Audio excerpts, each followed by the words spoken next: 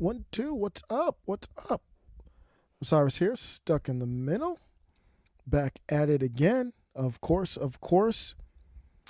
I've got a plethora. I've got a bunch of different topics to go over that just been collecting over the last couple days or so. Everything from Twitter to Facebook to TikTok to Elon Musk. A lot of different things going on right now. So I've got a different setup, so I apologize if I have any type of issues. I'm trying to get comfortable with it. Hopefully it will turn out better for the good. So you can come on in, get comfortable. I say it's just like we're having a talk at the crib on the couch.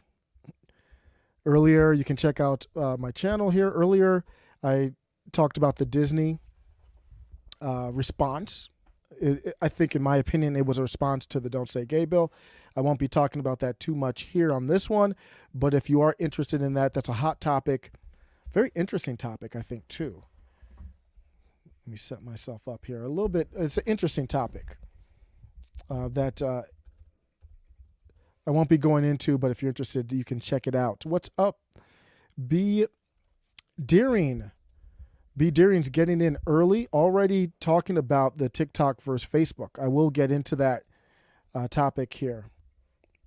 We're looking at gang turf wars. It's no different than the Bloods and Crips is what we're seeing with Facebook and TikTok. And just like the Bloods and Crips, I don't roll with neither one. Well, I am on. I'm streaming live on Facebook right now as we speak, but I don't openly support them. They're a necessary evil right now. If you want to get to the town square, you're going to have to figure that out. And you would rather be on there than not. If you weren't on there, then you would make the best of what you have. But I think you would rather be on there than not. So thanks if you could stop on by. The first topic, I'm going to get into the Facebook and Twitter. I'm going to get into that right away. But before I did that, I had to talk about this one here. It's to say it's bizarre is to really be kind. And what I'm looking at here is a video of an abandoned bird that built a nest in a woman's hair for 84 days.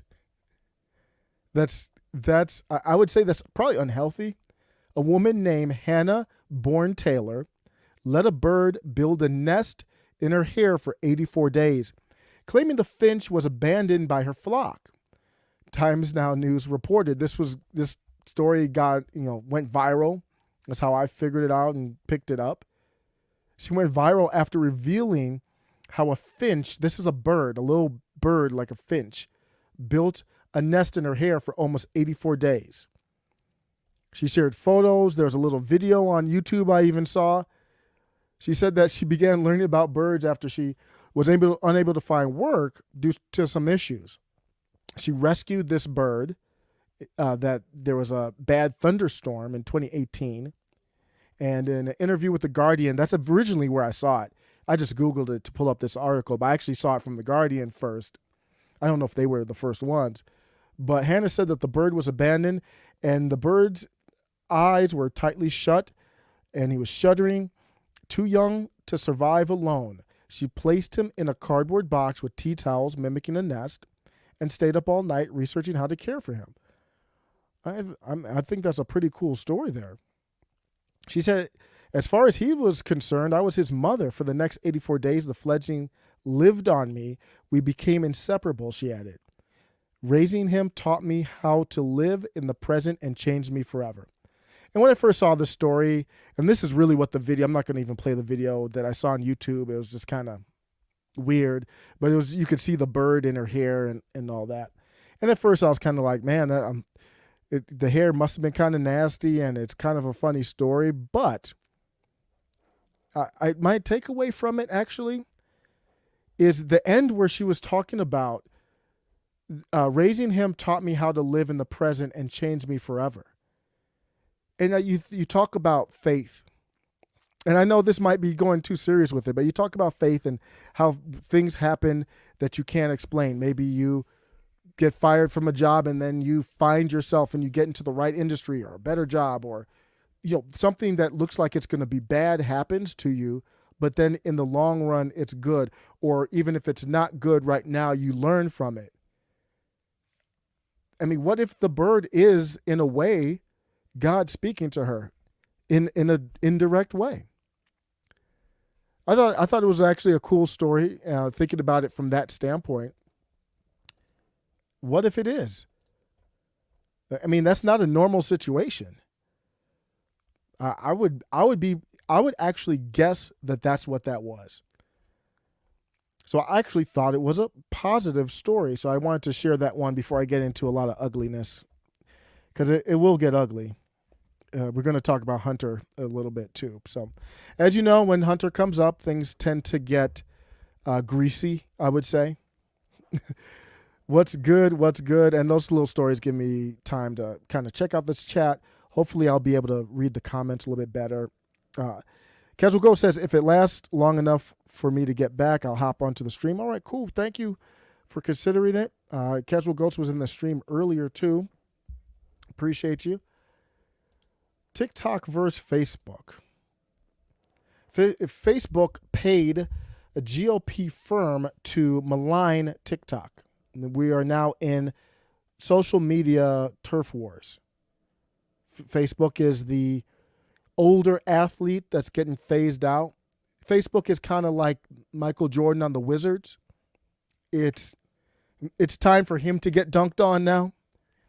They still have Instagram, so they're not like totally irrelevant. They've got other properties. They're going to be they're trying to lead in the metaverse arena, which is the next level. And I think they're positioned to be number one in the metaverse with their Oculus. They made great business acquisitions there.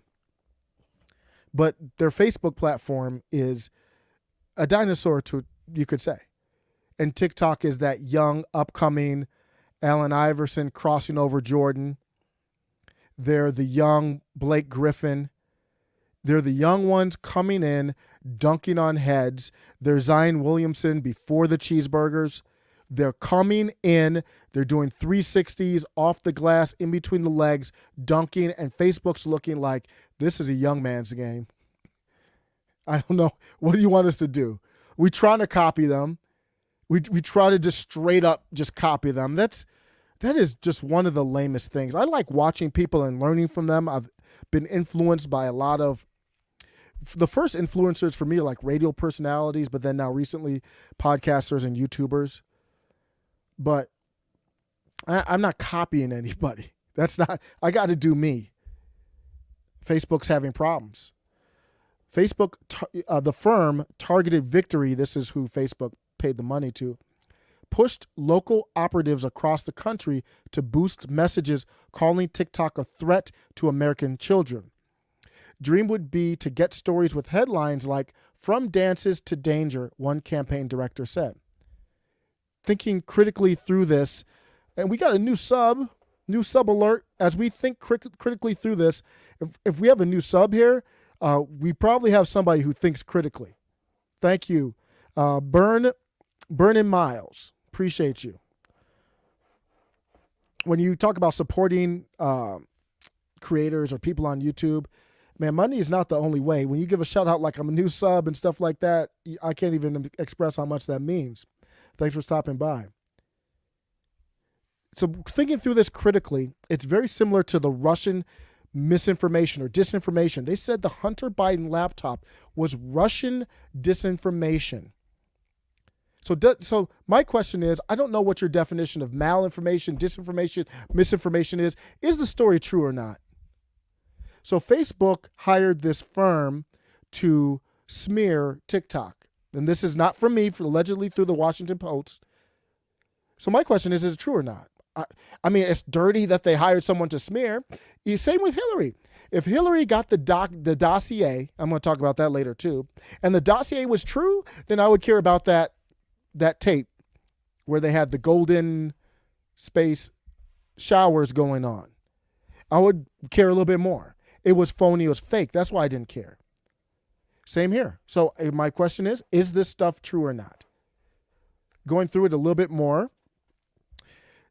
So the parent company Meta now, I want to make sure that that's clear there. It's not Facebook as the parent company, but they are, it seems to me like they still are involved with it, but they're paying one of the biggest Republican consulting firms in the country to orchestrate a nationwide campaign seeking to turn the public against TikTok. Do you think that they have the public's best interest in mind? No, they have business in mind. Business is dirty. And Facebook wants to control the world, the universe. They think Facebook is a universe. How are they going to do the meta when everybody's in TikTok? TikTok could lead the metaverse if they bought some headset. You need hardware at this point, so you can't just do it on your own. So TikTok would have to go through whatever platform it could be through Facebook. Basically, right now, everything goes through the App Store, Google Store. But when Meta comes around, Facebook is positioning themselves, Meta is, as you got to go through us for apps. If Nike, if you want to show off shoes in the metaverse, virtual shoes, for those who don't know, the metaverse is just virtual reality is all it's, and augmented. A lot of people don't talk about the augmented piece. You don't have to get into the virtual. Augmented reality means I could put on goggles, and when I put on goggles, I see your shoes are the Jordan 1s, like Miles Morales. But what you're really wearing are Costco's. The augmented blends, I think augmented reality is way better than virtual. It blends the fake with the real.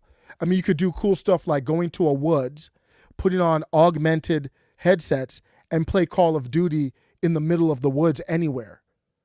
I like the power of augmented. But that's what it is. So Meta wants to be the one, you go through us. But how are you going to have it go through us if everyone's going through TikTok? Right now, they're still good because TikTok would have to go through them, but that's not going to be forever, not with how TikTok's going. TikTok's going very well. So the campaign, they were placing op-eds all over the place, letters to the editor, major regional news outlets. They're just hidden all out. Just straight up political warfare going on right now against TikTok, trying to smear them. They called it bare knuckle tactics. Yeah, it is. Long commonplace in the world of politics. It's Facebook and Meta obviously have blended in with the government. It's all become one big family. So when you look at the situation that we have here, it's also the government needs to control Facebook, and then Facebook and the government work together, and then now they have to go against TikTok. TikTok is owned by a Chinese company. Believe it or not, we've got a Chinese company doing God knows what because the algorithm is not public. But look at what this Facebook whistleblower was from the government. And this is the government's attempt, in my opinion. I don't have any facts on this here. I just read this and interpret it. Because real whistleblowers, this is the whistleblower here. Real whistleblowers don't get to go to the State of the Union address. They are running and hiding like Snowden or Assange or many other whistleblowers who have to stay anonymous. They don't get propped up by the establishment. This whistleblower also allegedly was working with Jen Psaki's former PR firm. A whistleblower is not entrenched and is not the same elk like this out in the open with establishment figures. So my point is the government's controlling Facebook, and now Facebook, and I don't know about the government being involved with this or not, but Facebook needs to fight with TikTok. So we're caught up. Thank you. Hey says, as real of a Facebooker, a whistleblower as Erica Carmel. Is that okay? But let me continue here, and then I'll give you my takeaway. So how did we find out about this? Employees with the firm Targeted Victory worked to undermine TikTok through a nationwide media lobbying campaign portraying the fast-growing app owned by the Beijing-based company ByteDance. So much going on here. Now we've got a Chinese company with a secret algorithm against an enemy, the U.S. Do you think we could ever have, and we know for a fact this isn't, American companies in China with a private algorithm? Impossible, won't happen, never will happen. I'm not saying I want us to be China. I'm just saying things aren't equal. They're using our kindness, our Constitution, as a weakness. This is unacceptable for an enemy country to be on an app that's the most popular app, more popular than Google searches now in the U.S. They're in our country with a secret algorithm, and where does the data go? We still don't know. That's that clip I played a while back where Ted Cruz was grilling the TikTok person, the exec, and the exec didn't answer the question. Where's the data going? It's going to, allegedly, could be going to China. So they tried to smear it here. Targeted Victory needs to get the message out that while Meta is the current punching bag, TikTok is the real threat, especially as foreign-owned app, as that #1 sharing data that young teens are using. Young teens are all over that. We don't know what the impact is. Nobody knows what the impact is. These companies release their own reports, and I don't believe them. Make the algorithm public, and then we'll have everyone analyze the data. I'm not believing. Look at the dirty games they're playing here with all this smearing, and I think it's true that it's a dangerous app, but they're playing games with the media and politics. I do not trust them. So the emails were not previously reported. This is new. Show the extent which Meta and its partners will use Operation Research. Where have we heard that before? Oppo Research, all over through politics. Most recently Hillary Clinton. So let's look at this. Oh, I see why. I'm sorry. I see why. I didn't know you couldn't say it, so I won't. Oh, yeah. I was wondering why you made it. I didn't want to get sidetracked into making it a female name, but hey, mentioned that in the chat.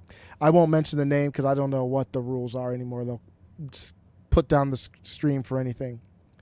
So looking at it, the extent of which Meta and its partners will do Oppo research on the Chinese-owned multi-billion-dollar rival. I find it interesting that we can't just even approach this from a safety of citizens standpoint from the government. Facebook has to do a smear campaign. Why can't we just do an honest campaign? Is this app dangerous? Is it a national threat, especially since it's Chinese-owned? So people are saying this is why Trump came up with all that stuff. It's weird because now they're using the Facebook smears to discredit real concerns against TikTok and blaming it on, of course, the whole Trump got paid or the GOP got paid. That's the only reason they cared.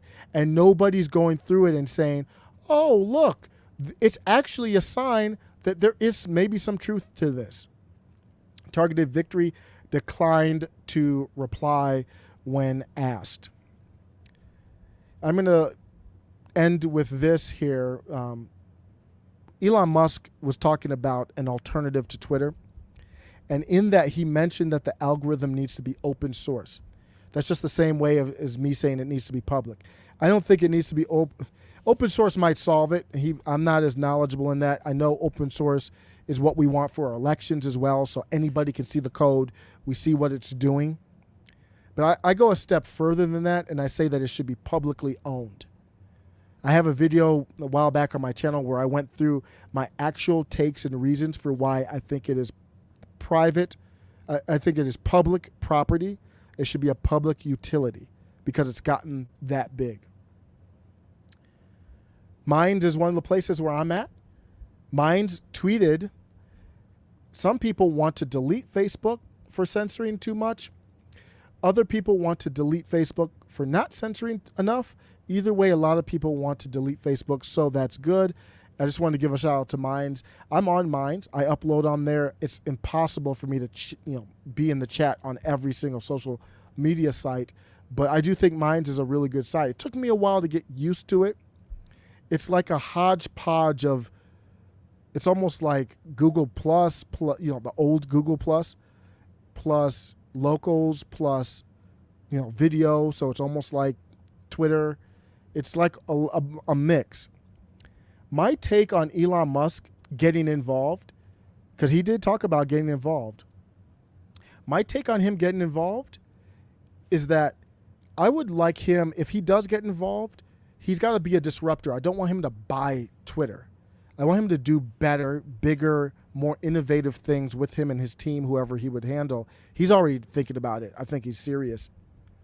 But Ian Crossland, Tim Pool, they're working on a decentralized social media network. And if Elon Musk could do something like that, because we've got Truth, I haven't even signed up for Truth because I'm not going to until they go on Android. I got a lot of Apple products, but I do more Android. Truth Social, Getter, Gab, even Cozy TV, anyone. Twitter too, if they wanted to sign up for this decentralized network. So that means if you posted something on Gab, it would go everywhere. It would go on every one of your, it would be connected to all of your social media sites. So if you got banned from one of them, you still would have all the other ones. So it would just be like we've got a new town square of town squares. That's my interpretation of it. Maybe that's not what they're doing, but that's my interpretation of what they're doing, and that's what I think we need. Looks like all of the TikTok concerns during the previous administration were likely due to funding done by Facebook to a GLP firm to tear down a competitor. So this person here is looking at it, and look how they use GOP. That's how it was framed. It was GOP, but then there's people now that are like, no, I'm not buying that anymore. If you look in the comments, people are like, nah, I don't think it's not just GOP. So somebody said, this is incredibly misleading. TikTok is collecting data at the same rate as Facebook, but for the Chinese government. Both are dangerous to the future autonomy of individuals and their mental welfare. So that person really was like, take the GOP stuff out of it. It's bigger than that. So I really appreciated that one. That's the tweet there that I just read. I'm going to switch to another story related. This just came out. Yeah. Hey. Yeah, I don't know. They didn't take me down, so maybe it was great that you phrased it like that. Apple and Meta, according to the Washington Examiner, Apple and Meta duped into giving user data to hackers posing as law enforcement. This is the danger of our future in these companies. I'm not going to go too much into it, just generally what happened. Apple and Facebook reportedly provided sensitive customer information to hackers who faked being law enforcement officials in 2021. I don't know how that happens, but we're pretty soon going to have chips in our brains. They can't be making mistakes like this because that's literally your life in somebody else's hands. That's the scariest part. I'm all for Neuralink. I won't be the first one to get it, but I definitely won't be the last one because you will be a different species of human being. So I'm not going to be waiting too long. I'll wait long enough. But when that happens, my number one fear is hacking. Now you can literally get hacked in your brain. You'll be accessible via Bluetooth. You'll be basically like you have a phone in your brain. And they released phone numbers, home address, and IP addresses to fake law enforcement officials. Typically, these requests can only be granted through search warrants or subpoenas, but emergency requests don't require a full court order. So it sounds like to me, I'm not going to read too much into it. I actually wasn't that interested behind the title of it. But it sounds to me that they didn't go through the right process. They went through some type of an emergency process where they didn't go through the full search warrant and say, hey, just like the J6 committee came to the telecommunication companies and said, we want the text messages for all these people. They've got to say no. You go get a subpoena. If they don't do that, they're just handing it over. They're putting us in danger, and that's looks like what happened here. So let me know what you think. Yeah, I'll be careful of these names you're not allowed to say. I asked on Twitter because there was names that Tim Pool was talking about. He was talking about a couple names. that you couldn't say. And I threw it out in Twitter, and people actually told me who it was. So now I know at least I can avoid that name. But a name that is coming up more and more often now recently, and it's starting to, I'm starting to take note of how often his name is coming up because it's leading towards something, and that's Hunter Biden. The mainstream media, the establishment media, is actually fully on board with opening up and talking about the laptop and talking about some of, not all the things on the laptop, but some of it. It's a sign that something's coming. I don't know what it is. I don't know if it's a federal charge. I'm going to tell you why I don't think it's going to be. I don't think it's going to be like some ultimate. Even if the GOP, even if there's a red wave, I think it only goes so far. But this one here is confirming, because there have been a lot of rumors and talks about the Chinese investment, not in just Ukraine, in China. Inside Hunter Biden's multi-million-dollar deals with a Chinese energy company. So we've already known about these, but we haven't gone deep inside of them. A Washington Post review confirms key details and offers new documentation of Biden family interactions with Chinese executives. The deal was years in the making, the culmination of forging contacts, hosting dinners of flights to and from China. Hunter Biden put a lot of, I'll hesitate to say work because that people might take that as an insult, but when you look at everything that he was involved in and where his tentacles were, he was a busy guy. It's a lot of phone calls, a lot of contacts, a lot of meetings, a lot of dinners, a lot of powder, a lot of working ladies.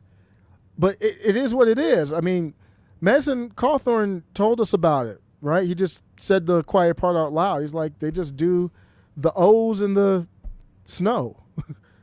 It's like, there's no big deal. It's like, they just asked me if they wanted to do it. And that's the life that Hunter lived. It's funny how the response to Madison Cawthorn was so, they're like, the GOP was so aghast. They weren't aghast at the allegations. They were aghast that he said it. They almost told on themselves. From the stuff I was reading, they weren't even upset. At least I didn't see them express them being upset about, wow, who asked you to do that? We want them out of Congress. I didn't hear that. I didn't hear that.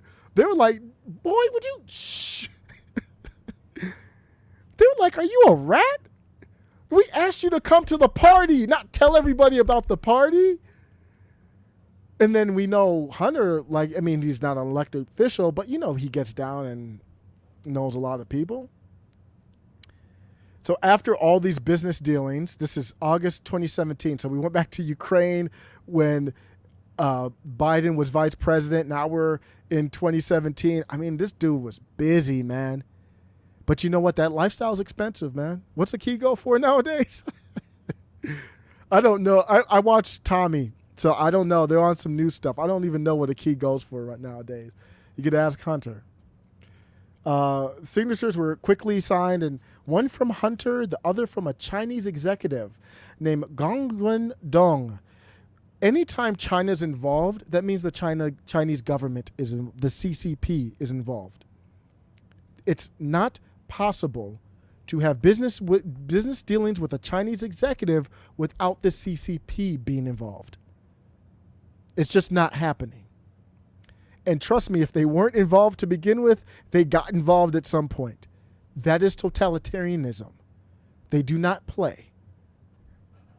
Within days, a new Cathay Bank account was created. Within a week, millions of dollars started to change hands. In a year, it would all begin to collapse. But they had a safety net plan, in my opinion. So I'll show you. Over the course of 14 months, the Chinese energy conglomerate and its executives paid $4.8 million to entities controlled by Hunter Biden and his uncle, according to government records. They had the whole family involved. Court documents, and there's nothing illegal here showing. It's just conflict of interest here. Newly disclosed bank statements as well as emails contained on a copy of a laptop hard drive that purportedly once belonged to Hunter Biden. They're still using purportedly just to be safe, I would say. I think at this point we all know, right? We know the laptop's real. It was funny the moment when Matt Gaetz was asking the FBI cyber director. Did everybody see that? Matt Gaetz was asking the FBI director, like, where's the laptop? Like, you're in cyber, right? I mean, I would guess this is probably in your purview. Where's the laptop? And the interaction was really awkward. The FBI representative looked really scared. And he looked absolutely frightened. He looked frightened that he did not want to say the wrong thing. And he didn't look like he really cared about America. That's the part that I took from it. And let me play a little bit of it. Let's see if the audio goes through. I had to do some finagling with my audio internally here. Can't locate a laptop that was given to you 3 years ago from the first family, potentially creating vulnerabilities for our country. Sir, it's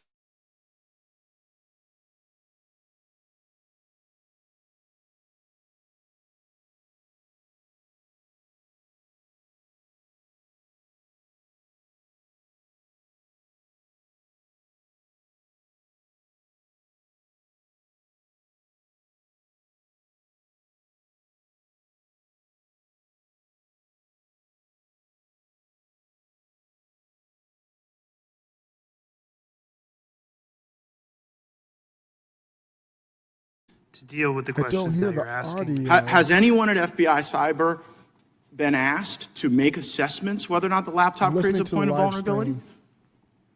Sir, we have multiple lines of investigative responsibility in the FBI. They're all available.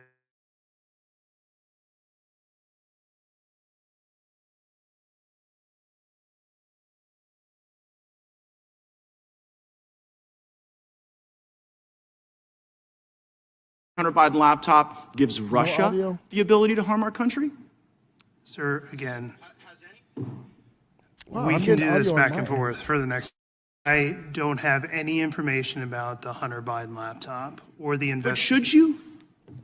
I mean, you're the assistant director of FBI Cyber. By the block and That line was a chart, clip no, there. sir, I should I'm not. not Who sure should, if the who should audio's we coming put in through. I that chair gotta to ask questions address about that. I was this listening to the laptop live. I that heard audio FBI on has my had live for stream, 3 but- years? Sir, I'm not in a Basically, what he's position talking about is where's the make a laptop? recommendation Who's who supposed should to say be So answering you don't these have it, questions? you don't Because know he who was like, has it, I'm- you don't it's know not where my it is, purview. you're the assistant director. So You know, Matt Gaetz like, earlier whose you talked purview about is it? whether or not you were the Grant Hill Of or course he the didn't get Christian an Laettner. answer It to sounds that. like you're the Chris Webber trying to call a Nobody timeout when wants you to don't. tackle this.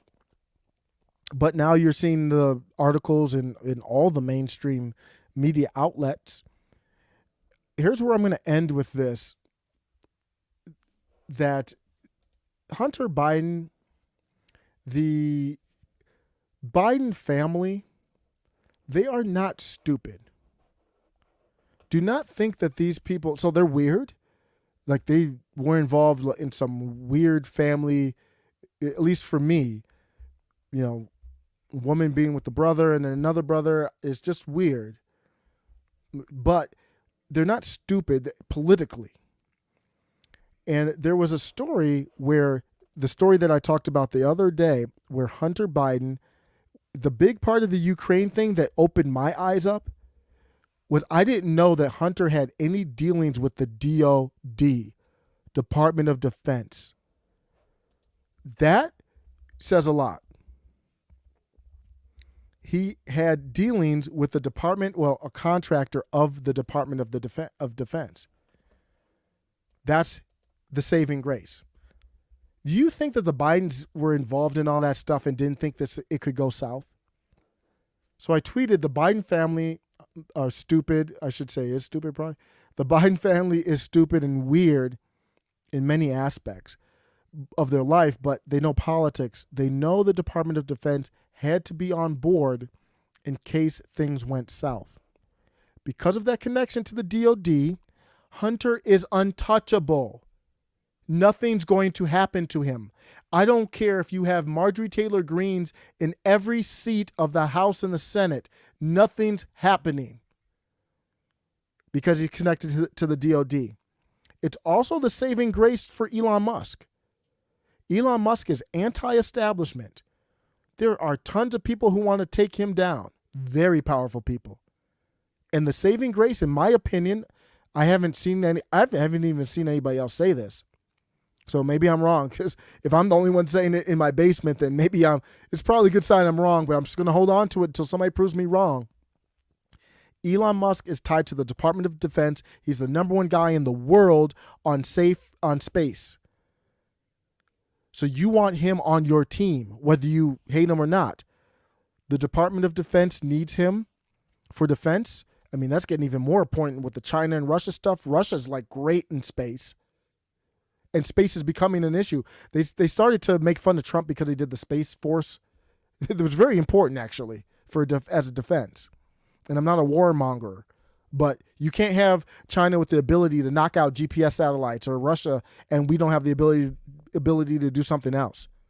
So I'm not a warmonger, but I'm not stupid. And my point is, Elon Musk is safe.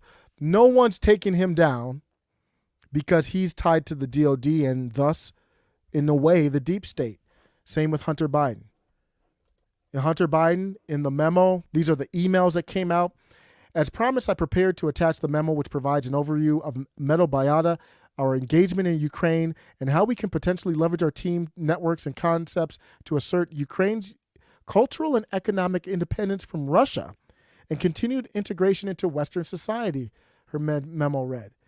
I don't even know why are they talking about that with a biolab? It's just weird. Days later, Burisma executive Vladimir Pozharsky wrote to Biden about as you called, Science Ukraine project. Tucker Carlson was talking about this, and he made a good point. He was like, of all the countries in the world, you pick Ukraine? For what? Why? There's plenty of other countries that you could have picked. As I understand, the Metal Biota was a subcontract to principal contractor of the DOD. That's the little arrow I put there.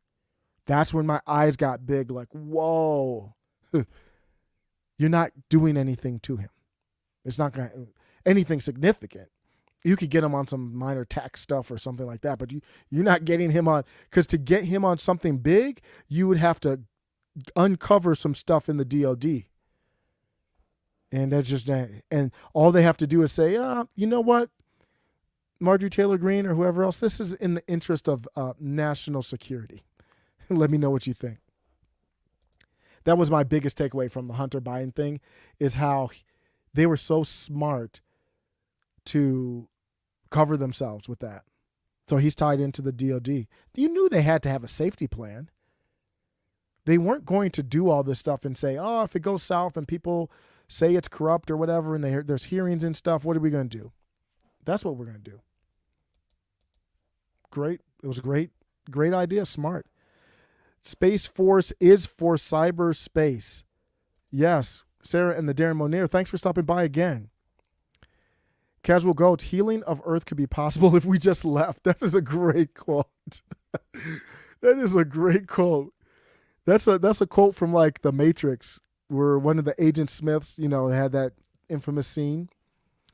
Because we're like viruses, right? We're parasites, basically, or viruses. We just eat off the earth and just destroy the resources. Healing of Earth could be possible if we just left. Maybe that's what we will do.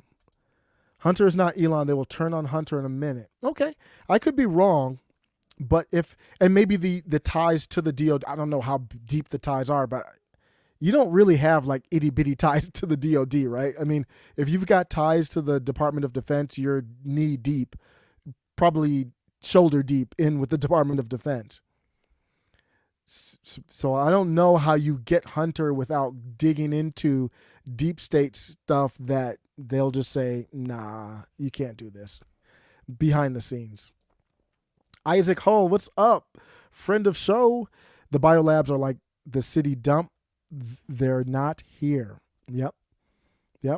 And I love the thing with so part of the argument with the biolabs is we don't know if they're weaponized. That's not I have no idea. I don't know anything but what I'm reading here.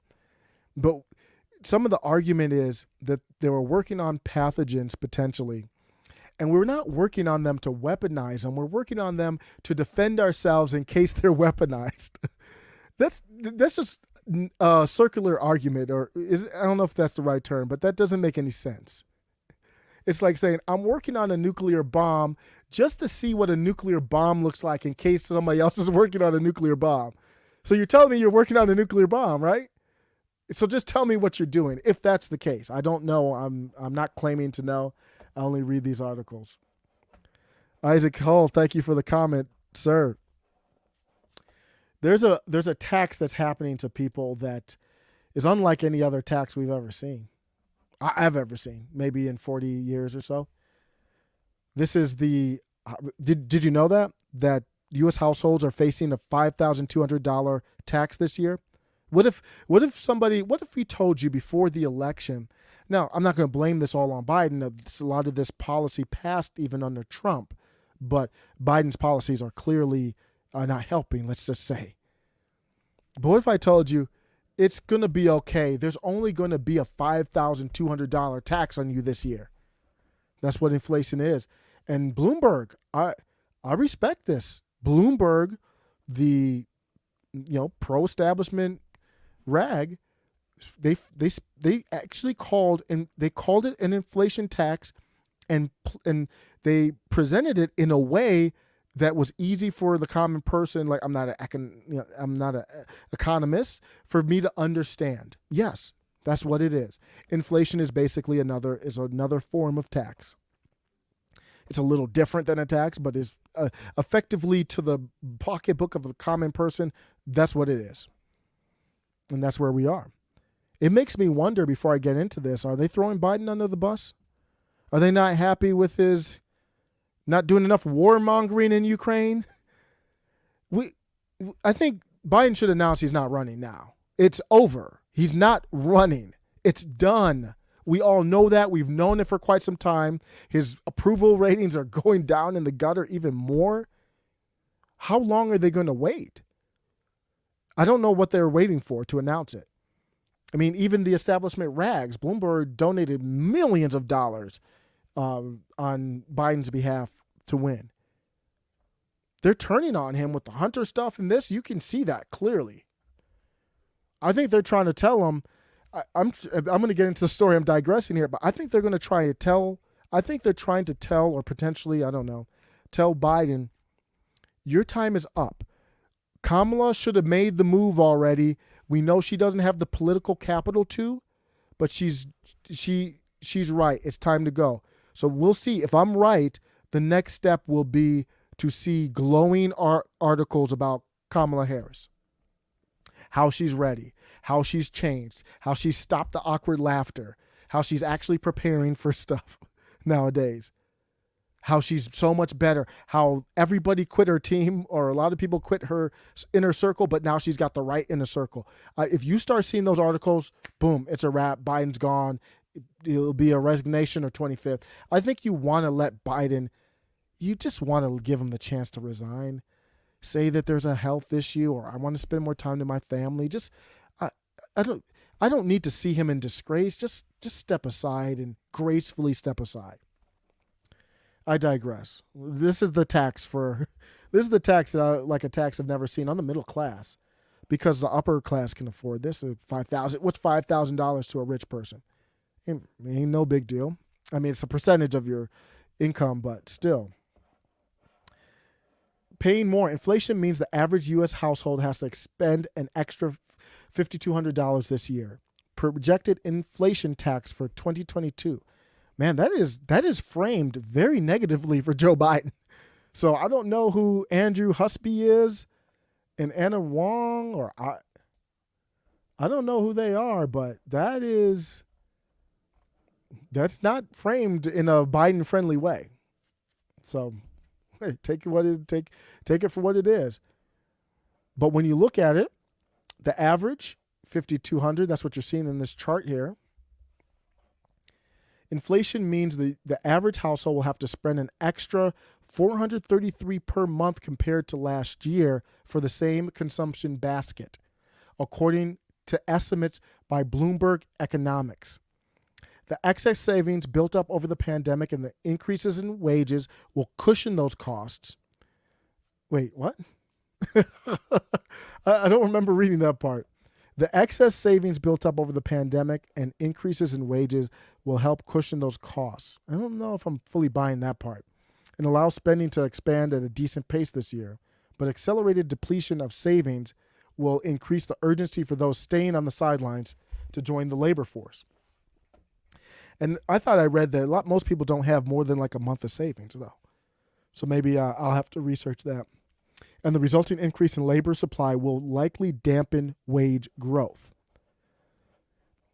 I had an interaction on Twitter, and I'm going to share that. And it was kind of in the vein of inflation and talking about that.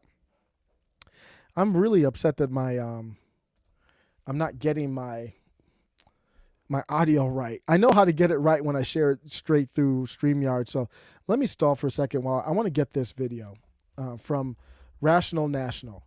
So David Doyle, I disagree with David Doyle on a lot, but I always say I think his channel he has a very good channel because he's one of those guys that I watch his content and at least a good channel for me. I watch his content and it makes me want to reply. So that's why I really love his channel, and I really like listening to people who I don't necessarily agree with. Let me share this video. I'll play this here and set up just a little bit of back and forth I had with somebody on a little bit on this inflation issue. This video right here is, this was from today, and he was talking about how Fox News cut off somebody. If the Republican Party is blind to this because they take donations. Audio going through. Let me see. I might have messed up my whole audio. Oh, I see. Okay. Let's see if the audio goes through on this here. My favorite part of your argument. No dead air.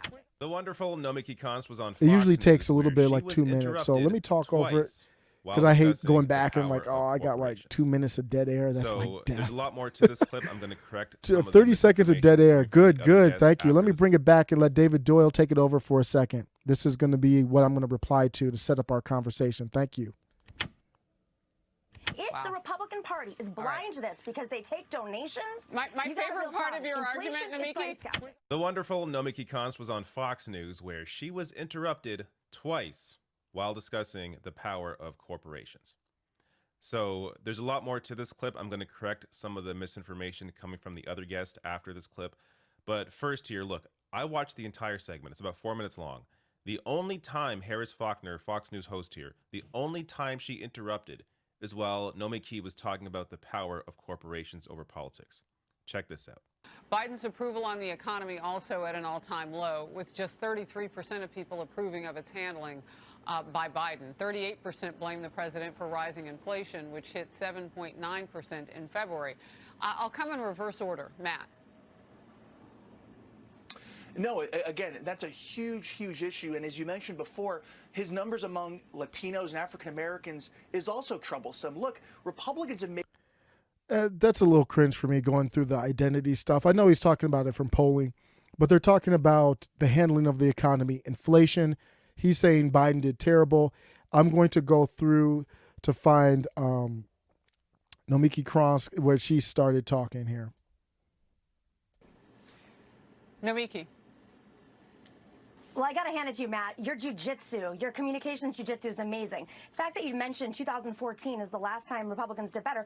Again, that was a midterm year. This is historic. That is how it works. Everybody knows that, but you do a great job at that. Also, so that's another piece of evidence for me to say she purports herself to be a populist left. I think she's a fake, a phony, and she's just helping the establishment from the fake establishment left standpoint. And she's saying, hey, Joe Biden and Democrats are going to struggle in midterms because that's always what happens. Yeah, that does happen when you've got a Democrat president, then the House flips. It's very common. But we're talking about a red wave. We're talking about a red tsunami. and not just a normal one, influenced by the populist right. So for her to say, oh, it was no big deal, this is what happens every time, is just completely, she knows this stuff really well. It's, to me, a conscious lie. This is historic. That is how it works. Everybody knows that, but you do a great job at that. Also, I mean, let's see. I would like to know how much we're losing support among minorities. It's actually quite small, and you are gaining a very, very, very tiny, almost not even relevant number of minority support. You know, let's go back to your numbers, which is important because the economy is in this situation because the corporations, the multinational corporations, which fund the lobbyists, you do which fund realize your that the price Congress of members, gas was up by like $1.92 before we got into a situation where we told Russia we wouldn't buy any more oil and the numbers started to really burst. I'm not blaming Putin. Okay, but what about the cost of bread? What I will blame, that doesn't have anything to do with the oil companies or the big corporations. It has to do with CEOs price gouging. They're price gouging everywhere to an effect that Congress is now going to investigate it. If the Republican Party is blind to this because they take donations, my favorite part of your argument, Namiki, was arguing how many blacks, Latinos, independents, and women don't like you. It's like that was the argument. It's great to have you both. Harris Faulkner only interrupted twice.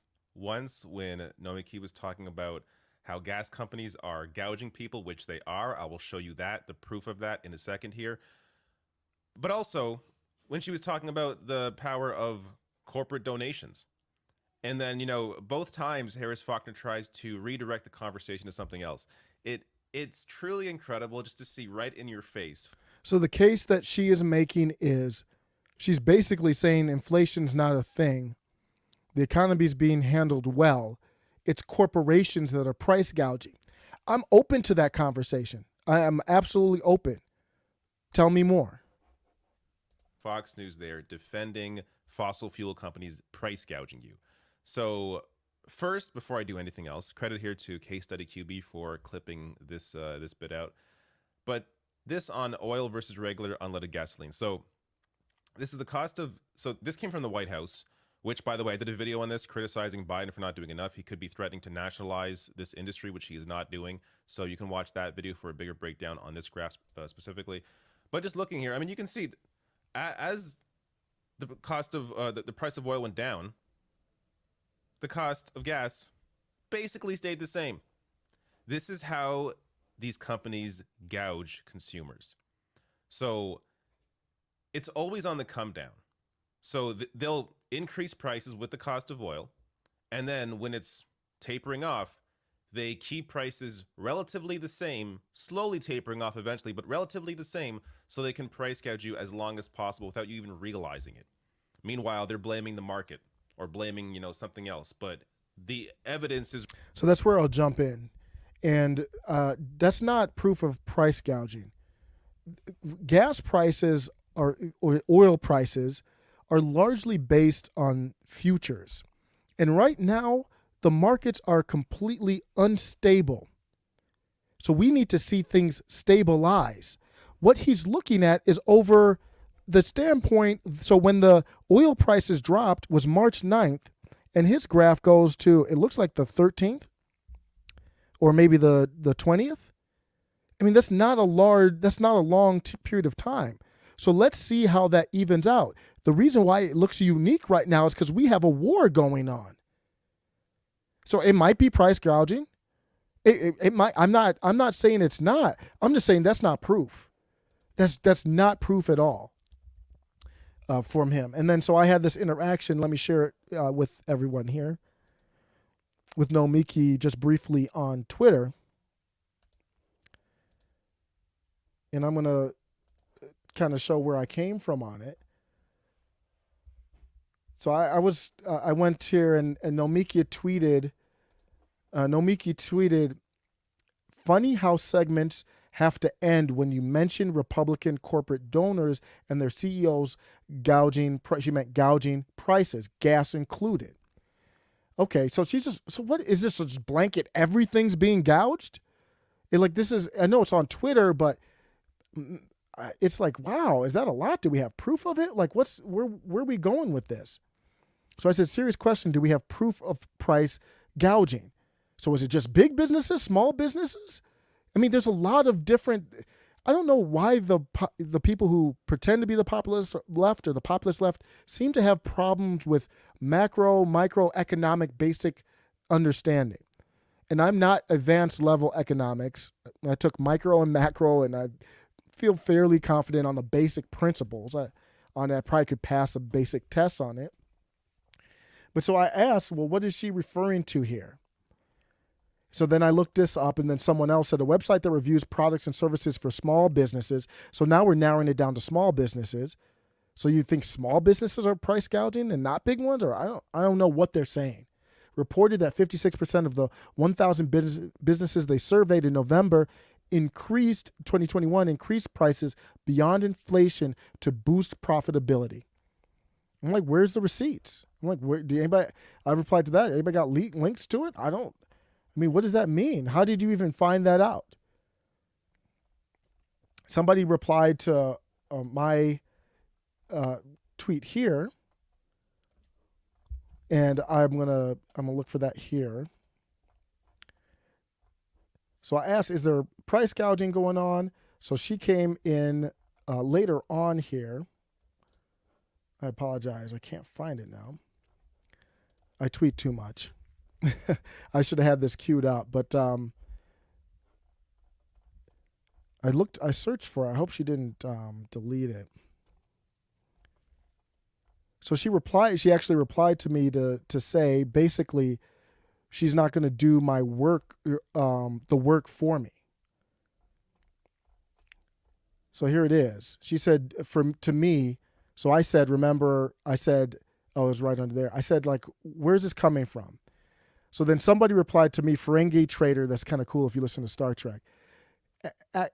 Academics, so these academic types are too, I'll rather not use the R word, but they're too stupid or crazy to understand real world finance. I'm a plumber, raised my rates 30% to offset inflation, but also because my cash has been sucked dry from lockdowns and quarantine. I need to have at least 4 weeks capital reserve minimum in this dystopian hellscape. So all of these, and these policies are all policies that the establishment left supported. So even if you're in Nomiki's, Nomiki's Kron's position, you can still also acknowledge, well, these lockdowns and these other policies weren't that deal. And the CARES Act and all that, they weren't that deal. Nope, that's not what they said. And then I said, what gets me upset is these fake populist leftists purport themselves to be about the common person, but their takes often disrespect common people like yourself, who he says he's a plumber and he had to raise his rates. So she's saying blanketly, they're price gouging, they're price gouging. He's a plumber that has to raise his rates just to survive based on these establishment policies. That's why I think that's so disrespectful.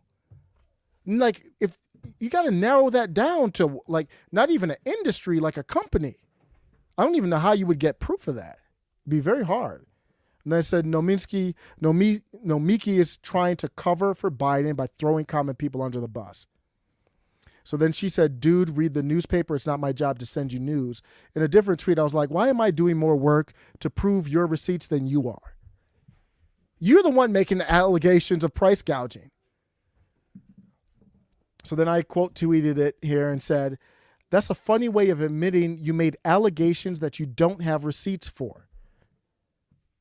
If I make something, there will be allegations I don't have receipts for, and I'll tell you, I don't have receipts.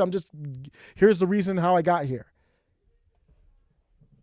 It's trying to cover for Joe Biden. That's what it is.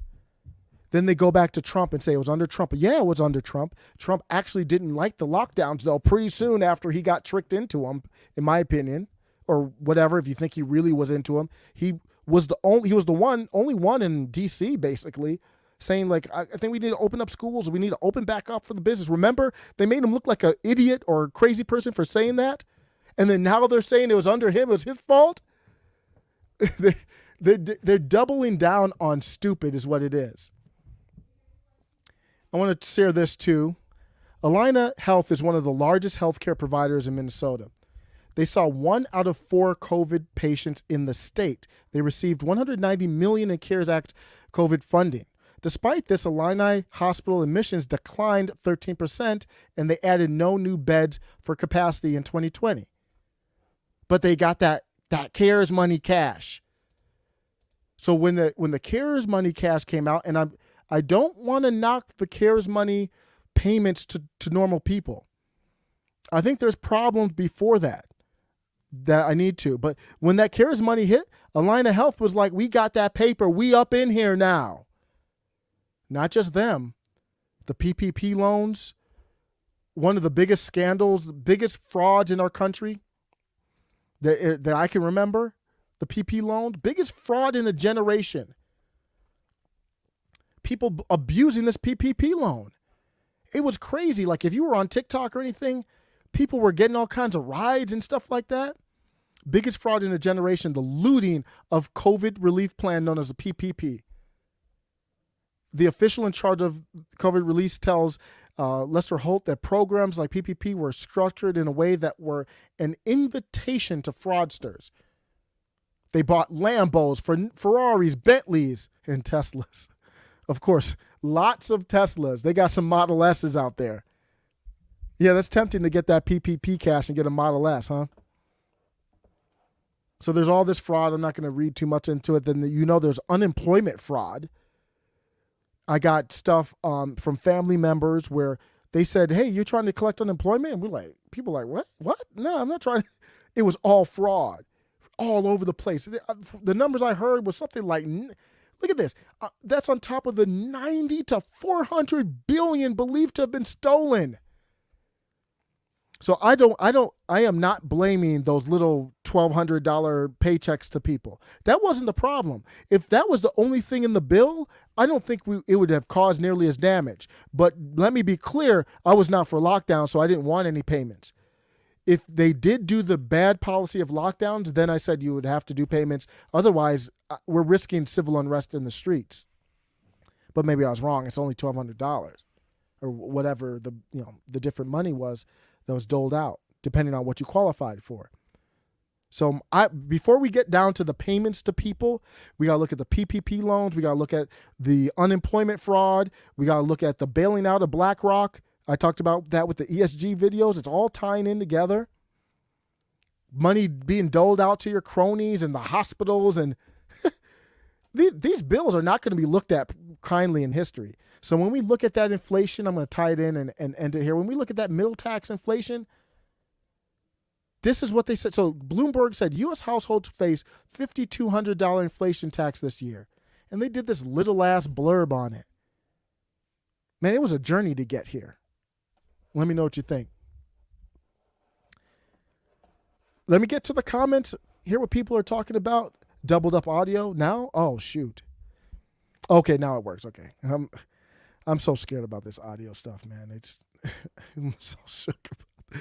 The audio stuff is so embarrassing, man. It feels like you never talked about when you speak in front of people, pretend like everybody else is naked.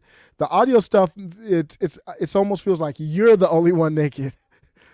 But thanks for the help in the chat. Brandon Rudder says, is she like one of those bread tubers that outed? Yeah. I don't know if she has a channel. I've only seen her from the circles of she really rolls with the fake populist left. She doesn't roll with like the Jimmy Dores. That's my dude. Jimmy Dore is my dude. And you know the names that I always show out like Nika House and Fiorella and those. But yeah, she rolls in those circles. Yep, that's for sure. Gouge equals government. I like when people make it so concise and simple to understand. Yeah, and Brandon, I was thinking the same thing. When gas prices go up, everything goes up. Your airplane ticket, how do you think food gets to where we get it to? I mean, even electric vehicles need gas to get, the materials. It's a 4-day sample. The chart follows the trend. Yeah. So maybe it will prove out. I'm leaving open-minded, but I still haven't seen the proof to convince me. Yeah. Thanks for the comments there. The topic of reparations has come up recently, and it is a topic that is the elephant in the room for our country. I haven't talked about it in a minute. I haven't talked about it since Vosh I should have got this clip. Vosh was on with Tim Pool, and he said that reparations, white people should be included in reparations. He was scared not to. He didn't have the heart or the fortitude to say, I don't believe in reparations, but I believe in this. So he said, what I believe in is reparation. It just includes white people too. It's by class. But this is coming up in California. California Task Force, reparations for direct descendants of enslaved people only. There's a lot here. This headline here, if you are going to go down the route of reparations, and just to be clear, I am not for, well, I've kind of stayed out of that topic, but in general, I'm not for it. And I'll make a case for that as to why. But if you do go down that route, then I think it has to be only for direct descendants. And I will give California credit for tackling this issue head on. What most places are doing, including their federal government and other states, is they're just ignoring it. And for me, either you say I am not for it or I'm for it. I'm not for it, just like Nick Fuentes. Are you okay with Marjorie Taylor Greene speaking for Nick Fuentes? We'll get into that later with J.D. Vance. Can't wait to do that. Are you either okay with it or not? Don't hedge your bets. Don't hem or haw. If you are, explain it. So if you are against reparations, just articulate why. And the main point isn't for me to say my point on it, but I wanted to give California credit, even though I don't agree with it. They are addressing the issue. That's better than not addressing it. That's where our country has been left open for this critical theory, is because it's like a relationship and you had some type of hurt from the past and we haven't addressed it. Like, I don't know, maybe somebody cheated on somebody or something, and you keep on going like nothing happened. Now, it's not exactly the same, because these are, our ancestors. I mean, this is 100 years ago plus, but it's similar in that way. So a year ago, June of 2021, California Reparations Committee confronts harms of slavery, debates direct payments. So they started a 2-year process here where they did this was a true focus group. The federal government's doing these fake focus groups that aren't really doing anything. So they just keep doing focus group after focus group. They've got this HR 40 bill and nothing comes of it. It polls terribly. So Democrats are not for reparations. If you were to talk to Nancy Pelosi and them in a room with no audio, nothing can leak out, they'd be like, hell, we're not for this thing. Have you seen the polling on it? But obviously they can't say that. So every 4 years, they get up on their podium at the primaries and say, we're for reparations. When's the last time you heard them even talk about it? I would respect if they said no, and here's why. So they did this and they talked about everything. They're like, hey, we're not just here to seek an answer, to say there was harm, but we want to determine the depth of the harm and all that. So that's when it started, and this is where we are now. So they had 6 hours of debate. This reparations task force that I believe started a year ago voted that only Black Californians who can prove a direct lineage to enslaved ancestors will be eligible for the statewide and first in the nation initiative to address the harms and enduring legacy of slavery. So if you are going to go down this route, I respect that. You would have to. Now here's how many people can prove that? It's probably not many people.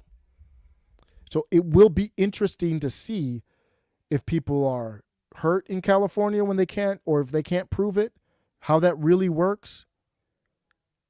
Is it someone who's, I don't know, barely Black that can prove it or something? Are there going to be situations that actually make things worse because of this? So we have some comments in the chat. Let me take a break, read some comments on the reparations. Reparations are a fail, Casual Goat says. Stop focusing on the Black community and stop putting them down. Reparations could include dropping CRT in cities. These are the things that keep Black people down. Amen. And so I guess I'll digress for a second on my take in general on reparations before I jump back in here. Is I understand people's concerns. I don't want to make it sound like I don't understand the concerns for reparations. My last name is Scottish. I'm not, unless you're writing for Marvel, I'm not Scottish. I don't have Scottish ancestry in that manner. That came from slave ship where and my ancestors would be called boy, and they would say you're the Smith boy, and your name just handed down from there. So and that's through Jamaica though, and it makes sense Scottish because it was a British colony. So it's not through America's slavery. So I think I can speak on this, at least for my opinion. Is I understand the concern, but life is savage and life is not fair. Every group that had land taken from them and was enslaved that has ever happened in the face of the history of the world did not get reparations. You just look at America. Native Americans worked with people to enslave and to catch slaves, and are they supposed to pay reparations? Native Americans, and I'm just using them as an example because they were here, they were the Native Americans, that's why we call them that. They took land from each other all the time. They didn't give each other reparations after that land was took. What you got was a casket. So in a vacuum, would it make sense? Would it have made sense at the time? I know there was a promise that couldn't be fulfilled of the 40 acres and a mule in great land in the southeast coast. This is the land that is worth some of the prime real estate in our country that was promised. But it was a promise that wasn't able to be kept up. Life is savage. Life is not fair. It didn't happen at that time. And what that means is that just because it didn't happen at that time doesn't mean it happens now. And we have to live we are over a century plus removed from that. At what point are we going to live in the here and now? This is our country. We have power to make it what we want it to be. We have had plenty of time to get our generations in line to value what we need to value, to succeed, to have opportunity. I don't even care, even if you say it's a racist country and the opportunity is not equal, at least you have an opportunity. Do you want to be a Uyghur right now in China? There's always a worse situation. Do you want to be a child in Yemen? Do you want to be in Syria? Do you want to be oppressed in some of these other areas? There's always someone who has it worse. We have opportunity. We focus on that now and what we want the country to be now. Handing out money from the past, the only way that I would consider it, if I thought it would help race relations, it would help leftists, people who hate the flag or triggered by the American flag, to feel a little bit better about, even a little bit, I would say maybe it's worth it. None of that, in my opinion, is true. It wouldn't happen. So I think it's time to move on. I know it's tough because, I didn't agree with what Reagan did in, I think it was 88. Let me bring this up. I think I have it in here. The U.S. paid $20,000 in reparations for the Japanese American internment camp situation. Really dark moment, World War II. FDR issued Executive Order 9066 on February 19th, 1942.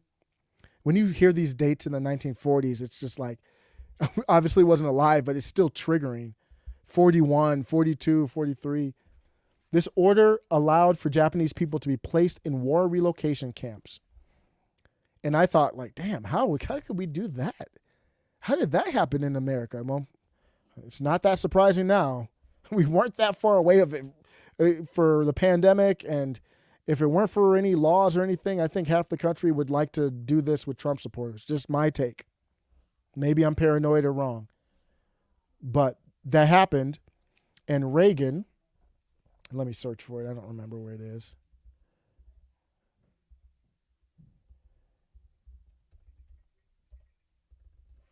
Let me see. Reagan, yeah. So in 88, President Reagan signed the Civil Liberties Act of 1988, which provided $20,000 in reparations to the surviving detainees of Japanese American internment. I would not have opened that Pandora's box.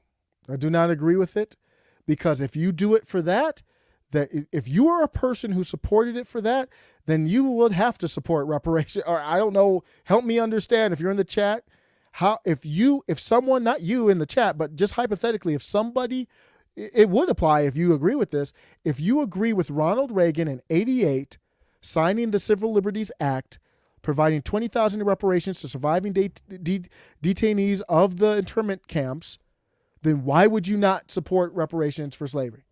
Help me understand that. Same with any legislation for Native Americans as well.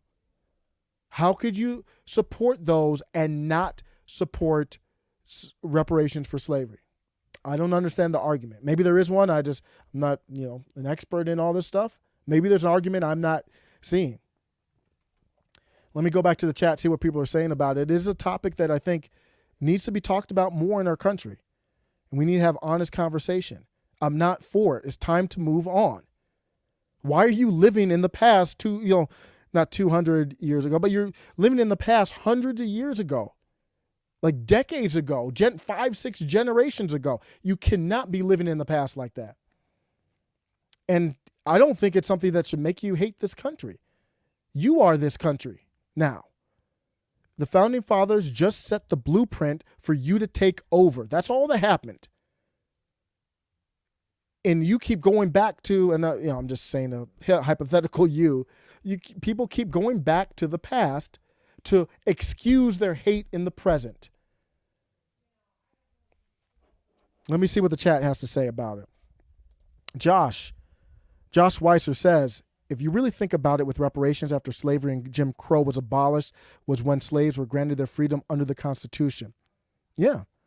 And life isn't fair. Like, I know that it was promised by, what was the general's name again that promised it? Oh, I forgot. Is it just escapes my name. I know that stuff very well. Sherman. So General Sherman promised it, but it was a promise he couldn't cash. He couldn't keep. And I think it was a fair promise. I have no problem with reparations at that time. I know it hurts reading back on the history, and it did lead to being behind the 8 ball, and it's still trickled now to today, but now we got to talk about how to get out of it. I'm not looking back at that as an excuse. So you could, even if you want reparations, don't come to me with reparations as an excuse for where we are now, whoever they are now. I'd be damned if I'm using that as an excuse for anything. Isaac Hull says, it seems like a good argument, reparations, but I don't think reparations will solve the problem. What problem are we solving? Thank you, Isaac. What problem are we solving with reparations? I know. I need to know the answer to that. People would say it's a debt dude. Cut the check. Life don't work like that. So I don't blame you for asking for it, but don't hold your breath is what I would say. Especially when you hate the country. That's the part that really bothers me. Like, you pretty much hate the country. You spit on half the citizens on the country just because you don't agree with them politically. And then you say, cut the check. What the hell? Are you crazy? Nobody's cutting the check to you or being okay with that. Especially with that. If people wanted reparations, I think the best way would be to show what is good about the opportunity in the country now. I mean, nothing would go farther towards reparation than saying, if that's what you want, not that you would do these things for reparation, because that's not genuine, but defending J6 defendant is saying that's not constitutional, for example, and say, I might not agree with them politically, but I want to live up to this country's constitution. Things like that would go way further than cut the check. You say cut the check, I say shut the hell up. You sound stupid. Nobody's cutting you a check. Let me read Casual Goats. Did I read this one? There are so many things that could be done, and reparations are going to be a teeny Band-Aid that does nothing to solve the obvious issues that arose from Democrats putting blacks down decades ongoing. Absolutely. I got it is. And it's a deep issue, and I want to be sensitive to it, especially for black Americans, because it's a issue that has been handed down generation by generation that people are unhappy with. And who knows? Is there a genetic piece to this too? Genetically, the hate and the hurt, which is understandable, handed down generation by generation, that might be. And I think Democrats have taken advantage of that by saying they're for something that they're really not for. When's the last time you heard them talk about it? They really don't unless they have to. So I'll end it on that. Let me know what you think. In California, they're still going forward. There's nothing in stone yet with this. It was I don't know if it was heated, but it was a close vote in California, the most progressive state probably. I know there's conservative pieces in it. But it will be interesting to see where this goes. While the scope of reparations will be determined in the coming months, many task force members say they expect cash payments to be one part of the proposal as well as a formal apology. The task force said this eligibility determination will help economists tasked with quantifying the amount of reparations owed. But that's fair. As far as the apology goes, who's apologizing? I don't know why we need an apology. For who's apologizing for what? Nobody's alive that was a part of that. That doesn't make any sense to me. It's just more virtue signaling. Let me know what you think. What you think about that one? I'm just going right now. I'm just ranting. I got a ton of stories. I've put our dog today, because I usually walk the dog at this time, put the dog in a little daycare place for the day, throw him a little cash and let the dog run, get tired, take a break, don't have to walk him, because he's a border collie. He really needs to be walked, and not just walked, he needs to run every day. So I got some time here. I'll probably got about 30 minutes. So if you can't hang the whole time, it's all good. I'm just ranting, and hopefully I'll have enough time to edit and clip this up. Who knows? But I want to go to the J.D. Vance stuff. I didn't even save it. I am unprepared. J.D. Vance, and that was one of my favorite topics to go into, because I wasn't even, I was unsure about J.D. Vance. And I'm thinking a lot more of J.D. Vance now. Let me start with this and then get into what happened here. I respect this. And I didn't really know he tweeted this until I started searching Twitter I searched Twitter for this and I found it. Nick Fuentes has been a giant troll and, in my opinion, dishonest in his attacks against me. Don't care. Tech companies control what we're allowed to say in our own country. It has to stop. That was principled. Almost a year ago. Nick Fuentes goes hard on J.D. Vance. Calls him Nick Fuentes doesn't like Steve Bannon, calls J.D. Vance Peter Thiel and a Steve Bannon candidate. I don't know much about J.D. Vance. I know that he said some things anti-Trump that people are trying to go at him for, and I didn't know what to make of that. I mean, you could look at my views before the pandemic and they're changed now, so I'm not going to hold that against someone. That is a strong statement for someone who has been going hard at him, that someone who has a rabid fan, or I don't want to say fan, a rabid group association. And he put the fire of that group against J.D. Vance and now Joe Kent as well. And he still said, I'm not for this. Twitter suspending Nick Fuentes. That says a lot. And I've been talking about politicians, how I expect them to answer when asked about Nick Fuentes and speaking at his group, his AFPAC or any of his groups. J.D. Vance defends Marjorie Taylor Greene's AFPAC speech. She did nothing wrong. I'm absolutely not going to throw her under the bus or anyone else who's a friend of mine. He came hard, he came strong, and that's risky.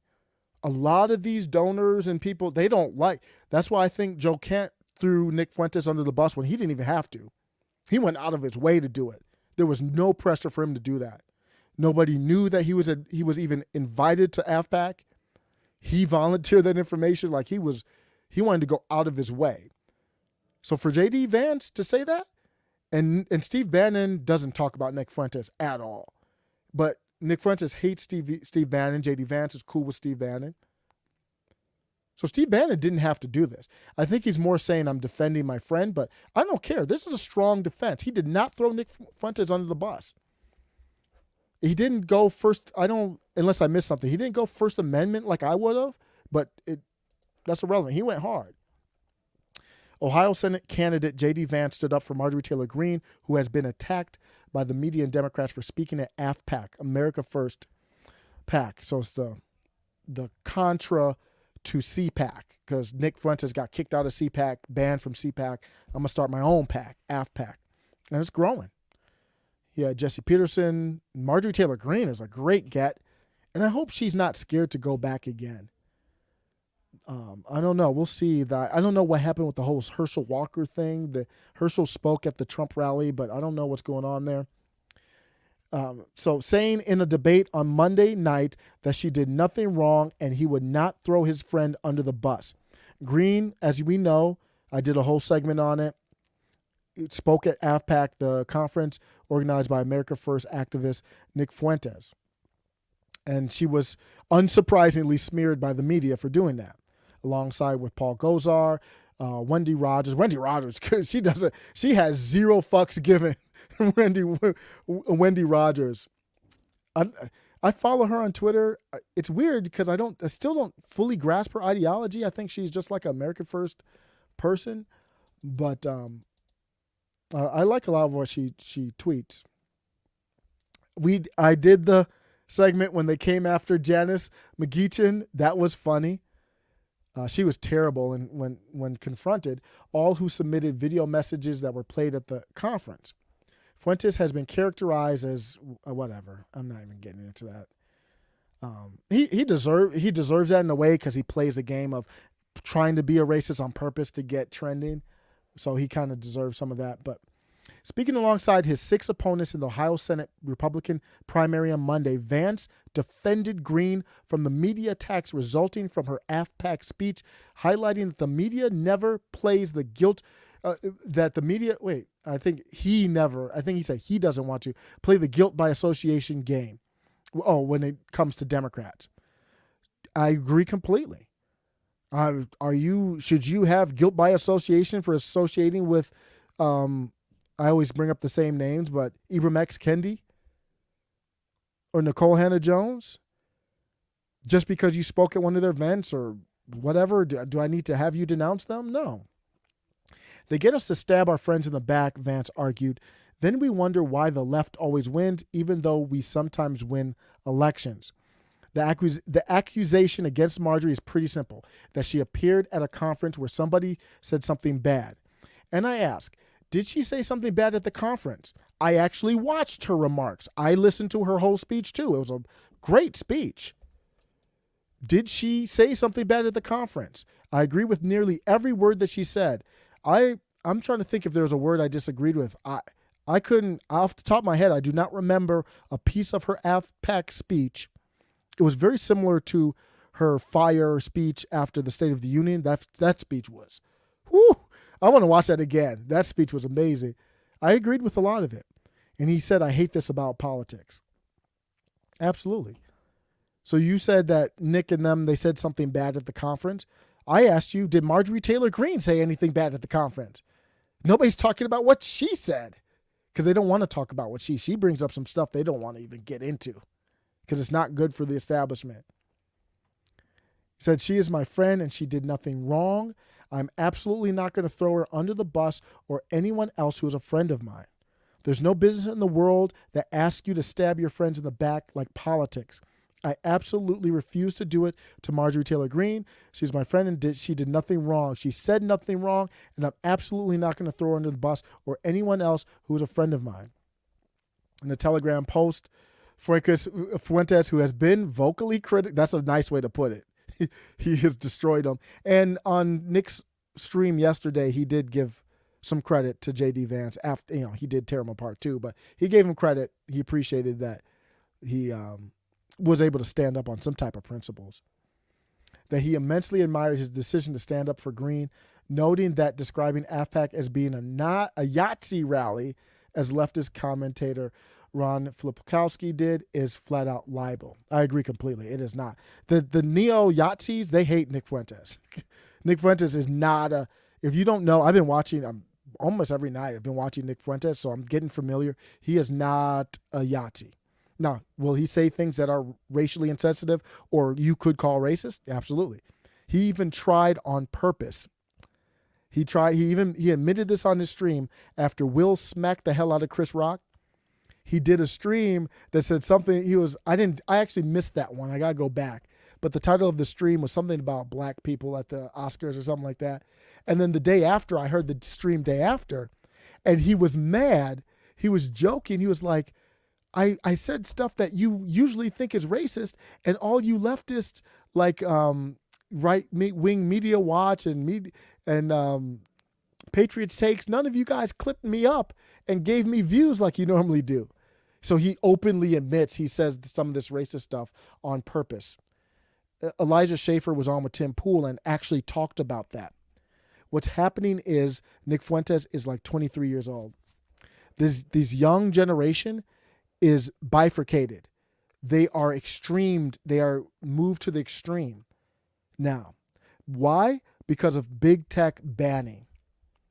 The only way you can really, not the only way, but one of the ways that's common to get big now is to have an extreme, well, it always has been to have extreme viewpoints. But banning people from the major platforms has forced people to become more extreme on the other ends. So Nick Fuentes comes across as an extreme, you might want to say, oh, is he like a Yahtzee? No. He uses that stuff as marketing. Vance's defense of Green comes as many others are standing up against cancel culture perpetrated by the media, Democrats, and the GOP establishment. So J.D. Vance, a year ago, stood up on the First Amendment. So there was nothing here First Amendment-wise, but everything I agree with. I mean, saying that you're going to stand up for her because she's your friend, I wish he would have kept that out of it, but he had enough substance in there to say, hey, what did she say? You tell me. If you have a problem with something she said, tell me, and we'll talk about it. Otherwise, I'm happy that she got her message to a different group. Vance also slammed the fascist shutdown of political discourse where the media attempts to cancel everybody and anyone who supports the America First agenda. Amen. Let me know what you think. B. Deering, 1-1. I'm not voting for HW. He just isn't stepping up. So who's that? I missed that. Going back to reparations, reparations were offered to the newly freed slaves. Some got to keep the land. Some lands were taken back. My family kept theirs until they sold it. Yeah, it was offered to the newly, you're talking about, let me think about that. That was in, what year was that? It was in 65. In 1965, Sherman promised, he had a special field order, and he promised special field order 15, and he promised 40 acres and a mule. And I do believe, yeah, some people did get it. Is that what you're referring to? I think some people did it, but then, of course, after, I think it was Lincoln got assassinated, right? I have to look that up to get my timeline right. I don't retain that stuff. I always have to look it up and then recall it. But thanks, Lady Simone, 1964. Thank you for sharing on it. I'd be curious if you're still able to hang on, what your thoughts are on descendants. Let's look at descendants of slaves, because I think they have, to me, they're the only ones that have the possibility of getting a monetary payout. If you're still watching, what do you think of the request to do that? I think it would really hurt because there's a lot of people with dark skin that wouldn't qualify. Maybe they wouldn't be able to prove the lineage, or they don't have any lineage, and they would be salty. I think it could actually make things worse. And not to mention people who feel like white males or other people are getting marginalized. So I'll go on to another one here.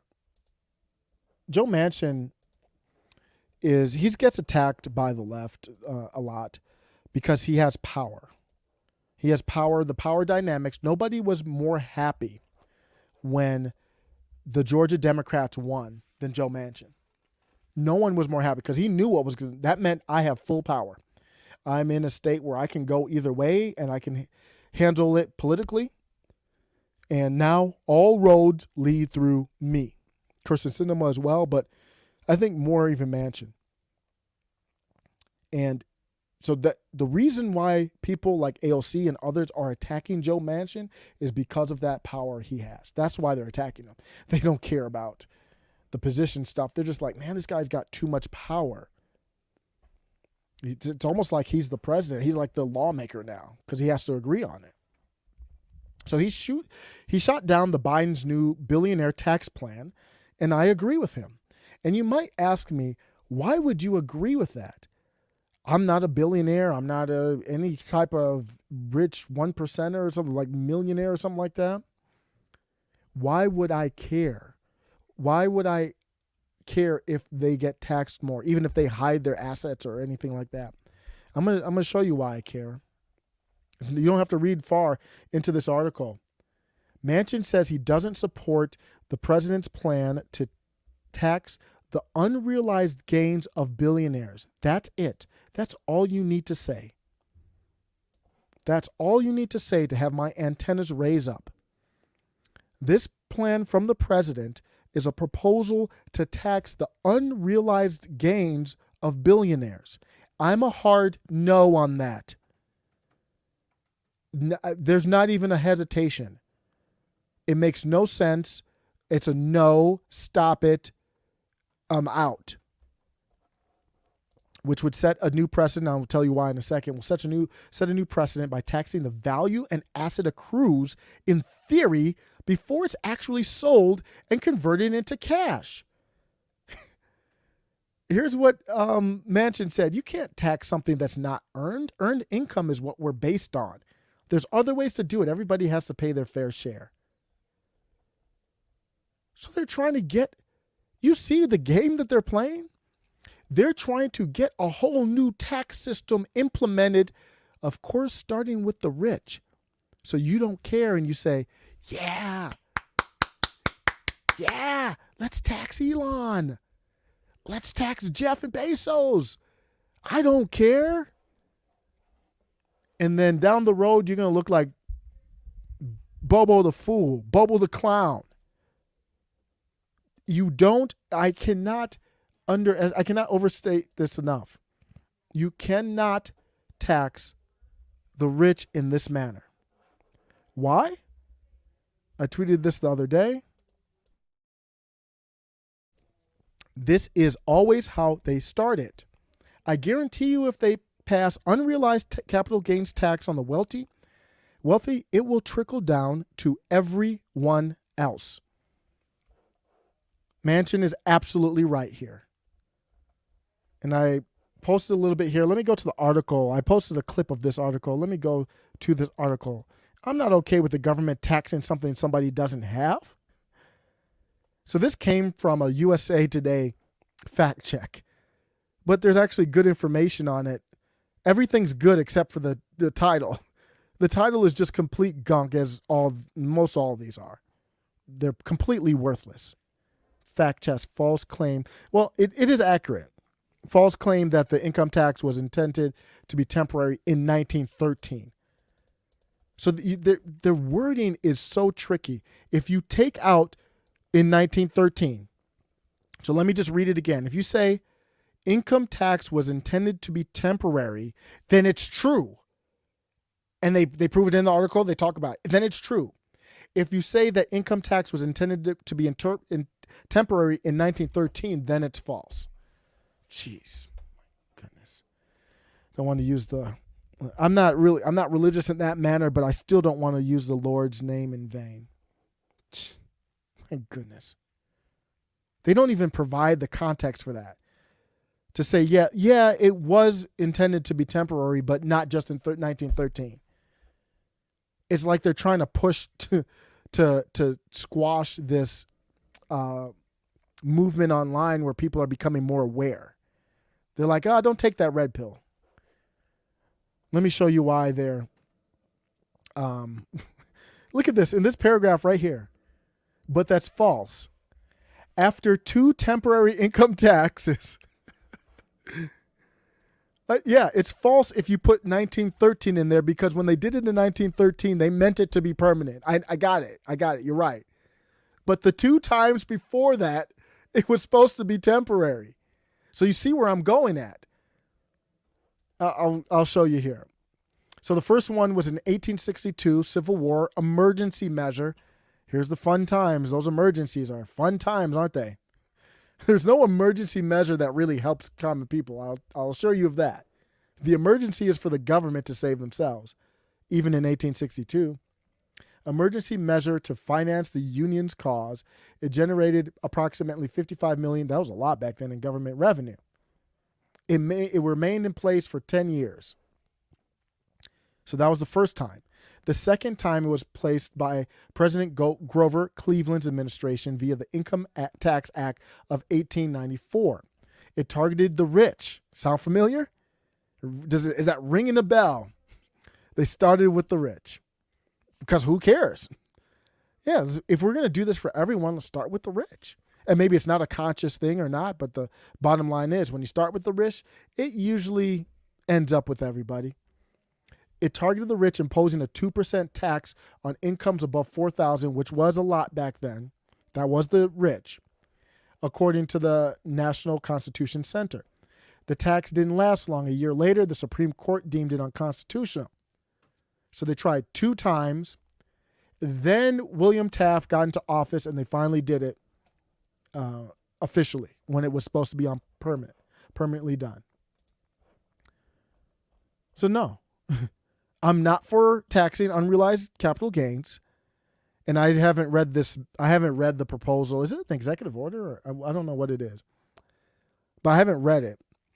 But in theory, what they could do is say, you own, you bought $500,000 worth of Tesla stock, and I'll transition this into Tesla after this to talk Tesla. $500,000 Tesla stock. Over the year, because you made such a smart investment, let's just say hypothetically it doubled to $1 million. And you didn't take it out. It's still in Tesla stock. The government would say, you made $500,000 over the year, even though you didn't take it out. We're going to need to tax you on the $500,000 you made in the market. Are you crazy? Does that make any sense to you? So how are these going to work? You're going to tax me that, and then a few months later the market crashes, and now what? You actually think the government's going to give money back? You buy a car, a used car. The car actually goes up in value because of inflation and all this other stuff.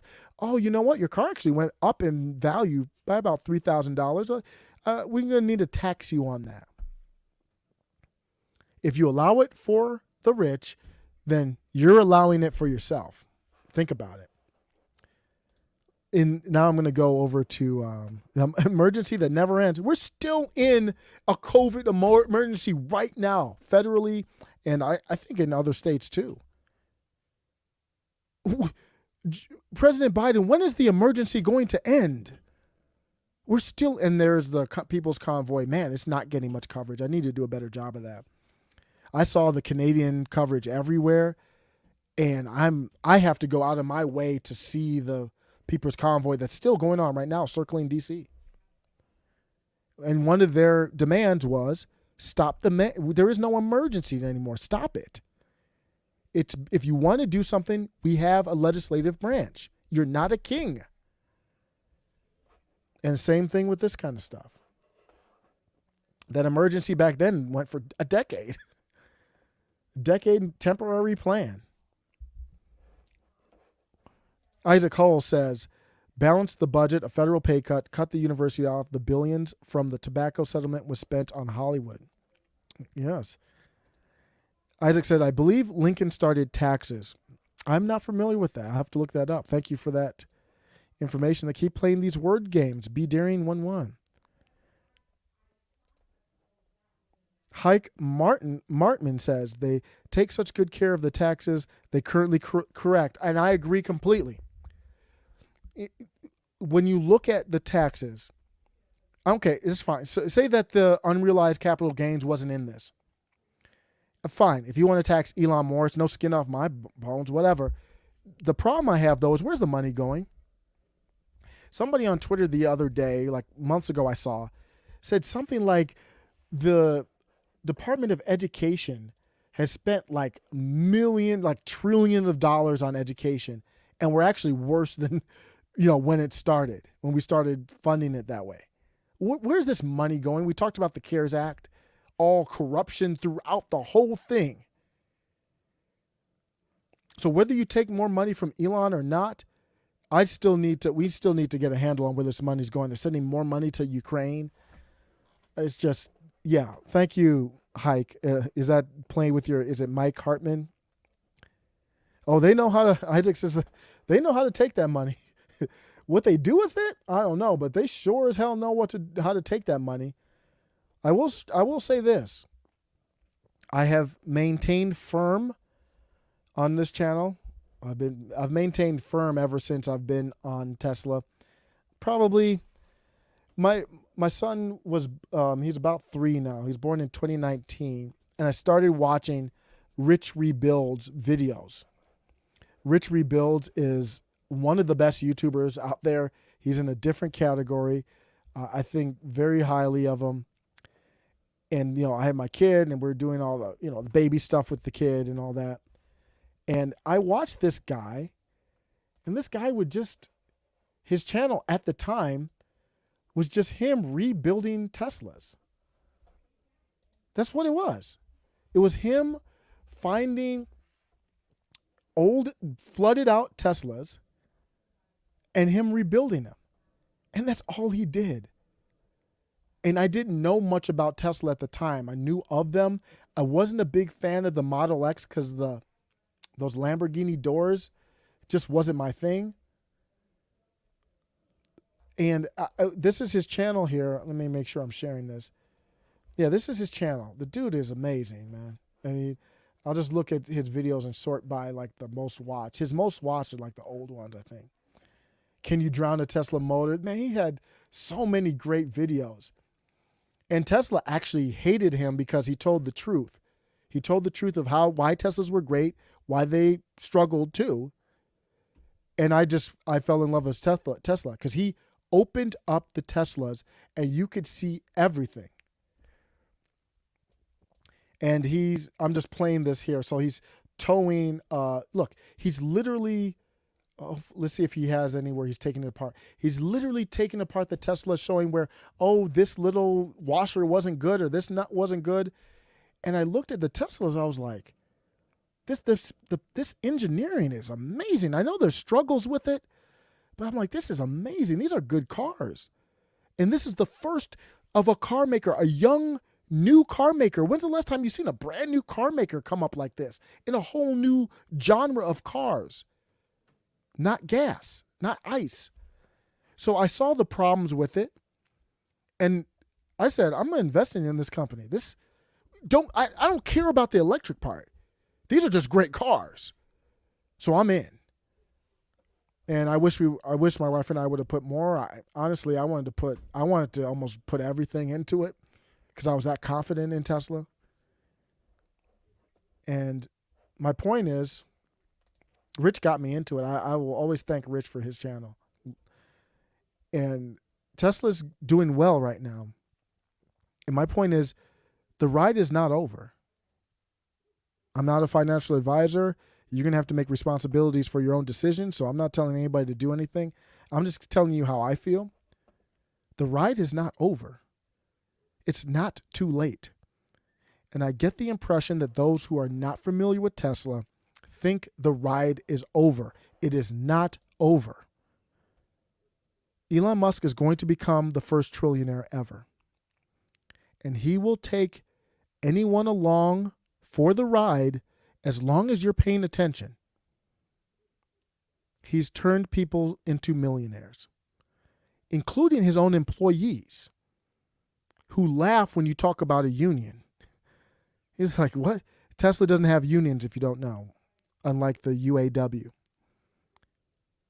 And because of the employee stock purchase plan and how well the company's gone, he's literally created millionaires. Millionaires who have the money stashed away, they think Tesla's going to even get more, still working or just living off some of it, waiting for it to even pop more. It's not too late, in my opinion. If you're thinking, I'm not a short-term investor, I don't play that game, that's gambling. I do not know what's going to happen tomorrow. When you look at 10 years, my expectation is, and I think this is you might think I'm crazy, but I think this is a conservative estimate, 10x over 10 years for Tesla. So right now stock's about 1,060, 1,070 or so. I think they're going to split and keep splitting just like Apple. I think Apple's real stock price is over 30,000 a share if you just go back to what the real price is. Tesla's going to do the same thing, and it's going to be, I think, a conservative estimate, 10,000 a share within 10 years. Where can you put your money and get 10x over 10 years? It's not too late. Among the major automotive manufacturers, Tesla is the only one to realize a year-over-year growth in vehicle deliveries from March 2021 to February 2022. They saw a near doubling in sales. Other companies struggled to maintain level sales compared to last. The only company seeing less than 10% decline was Kia. So they're a young company, relatively young, but this means something. People tried to say, oh, it doesn't mean anything because they weren't delivering that many cars. They're opening up a factory in Berlin. They're having a party, I think it's this weekend or pretty soon in Austin. Those factories aren't even up and running yet. Like fully. They won't be fully running probably for at least a year. They're going to dominate. It's over. There's nothing that can stop Tesla. The only obstacle would be our own government. And I mentioned it in another segment. Elon Musk is not some dummy. He knows I'm a target. I'm anti-establishment. At least that's how he speaks. That's a fact. He speaks in an anti-establishment way. And he's like, you know what? Y'all need me for defense, is my opinion. Nobody talks about that. But that's his saving grace. If he didn't have that, I'd probably take my money out, to be honest, because he's going to get taken down from the establishment. But he's not, in my opinion. Who knows? But look at this chart here. Let me see if I can make it look so it's not like eye vomit. The part of the chart is the Y over Y change. So I'm going to highlight it. This is the part that I'm looking at. Why is it not highlighting? That's weird. I can't highlight it because of the picture. This is the year-over-year change. Volkswagen decreased by 44%. Toyota 29%, so basically 30%. Tesla damn near doubled, 93%. As you can see, Kia is the only one that was under 10% year-over-year change there in sales. It's not too late. It's still going up. The two factories haven't opened up. I'm going to talk about the electric car and stuff, Isaac, in a second, and Doge, or is it Doggy? I don't know what it is. I'll talk about that in a second. But they got the two factories opening up that will let them do more cars. I believe there's an expansion in Shanghai opening up to do more cars in China. They're going to be dominating the world over there. They're going to be creating another factory somewhere. They're going to announce this year, I think. I think it might be Japan, but we'll see. They've got the Cybertruck that's not even out yet. The Cybertruck is, I've got a reservation for 2. I'm not going to be able to afford 2, but I'm just hedging my bet if this car comes out and it's really worth like $1 million or something, because it's going to be hard to get it at first. For the first 2 years, it's going to be hard to get a Cybertruck. You'll be a target. I mean, it's amazing, amazing prototype, and they're perfecting it this year. They don't have the cheaper Tesla out yet, and they have a Tesla bot. I did a video on that a while back on the channel. And then that doesn't even, the 10X that I gave you doesn't even include self-driving. If they are successful with self-driving, they have cars on the road already that can turn on their own, stop at stoplights, stop at stop signs. They're training it right now. If they're successful with that, and Hertz thinks they will be, because Hertz bought, I believe, 100,000 Model 3s and then some more Model Ys. I think Hertz is betting on self-driving. If that happens, the 10X figure that I just gave you is peanuts. The 10X doesn't include the robotaxi either. The 10X only includes the factories and the Cybertruck for me. I'm not as big as like Warren Redlick. That's my dude. He's the best one to go to. Search Warren if you want to search in YouTube. Since I'm just sharing my screen, let me send you to an expert for that. I'm not pretending to be an expert in the numbers. I just look at them in general. I don't crunch them. I actually did a show with Warren. We were talking politics and stuff. He's great. That's my dude. That's my number one Tesla follow right there, Warren. And if you can see that, let me make it bigger. That's my number one Tesla follower right there. And he'll give you the numbers. For me, the 10X is just the factories and the Cybertruck. You put in the robot and you put in the self-driving, the 10X, you're going to laugh 10 years from now that I said 10X. Let me know what you think. Let me look at the chat here. Tesla will never unionize. I believe in New York, Amazon voted for the union. So here's my thought on unions. I think I actually did save a clip on, just in case the topic of unions came up. I think, did I save it? Oh, no. I should be able to find it quick. Oh, here it is. Yeah, because there was some embezzlement too. So let's just switch topics. Ex-UAW official pleads guilty to embezzling $2.2 million from union. Corruption in a union or not, is there nothing surprising about that. So I'm not going to go too much into it, but a former official at a suburban Detroit branch of the UAW pled guilty to charges that he embezzled more than $2 million of union money. Timothy Emmons pleaded guilty Friday to one count of embezzling union funds and money laundering during a hearing in the U.S. District Court in Detroit. It's not a surprise. And I'm not for unions in most industries, so I think it might have to be industry specific. Unions had their place in the past, and now I think the marketplace is in a good enough place. We saw that we couldn't even fill jobs when we had open jobs here. Still struggling with that. The marketplace is in a good enough place where you have enough competition that companies have to treat you right, or you're just going to leave. It's not the same where you had to worry about child labor and working too much. I mean, it still happens, but in large part, we don't need unions. And the problem I have with unions is just like the teachers union. They are an apparatus for the establishment to control people. No different than the teachers union. Same with the UAW. And here's a great example of it. Recently, the White House excluded Tesla when we were talking about electric cars. Will the White House exclude Tesla, the most American-made EV, from its EV event? This is old? Yes, they did. We know that for a fact they did last year.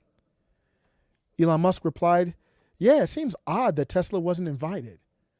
Why wasn't Tesla invited? Because they didn't bend the knee to the establishment.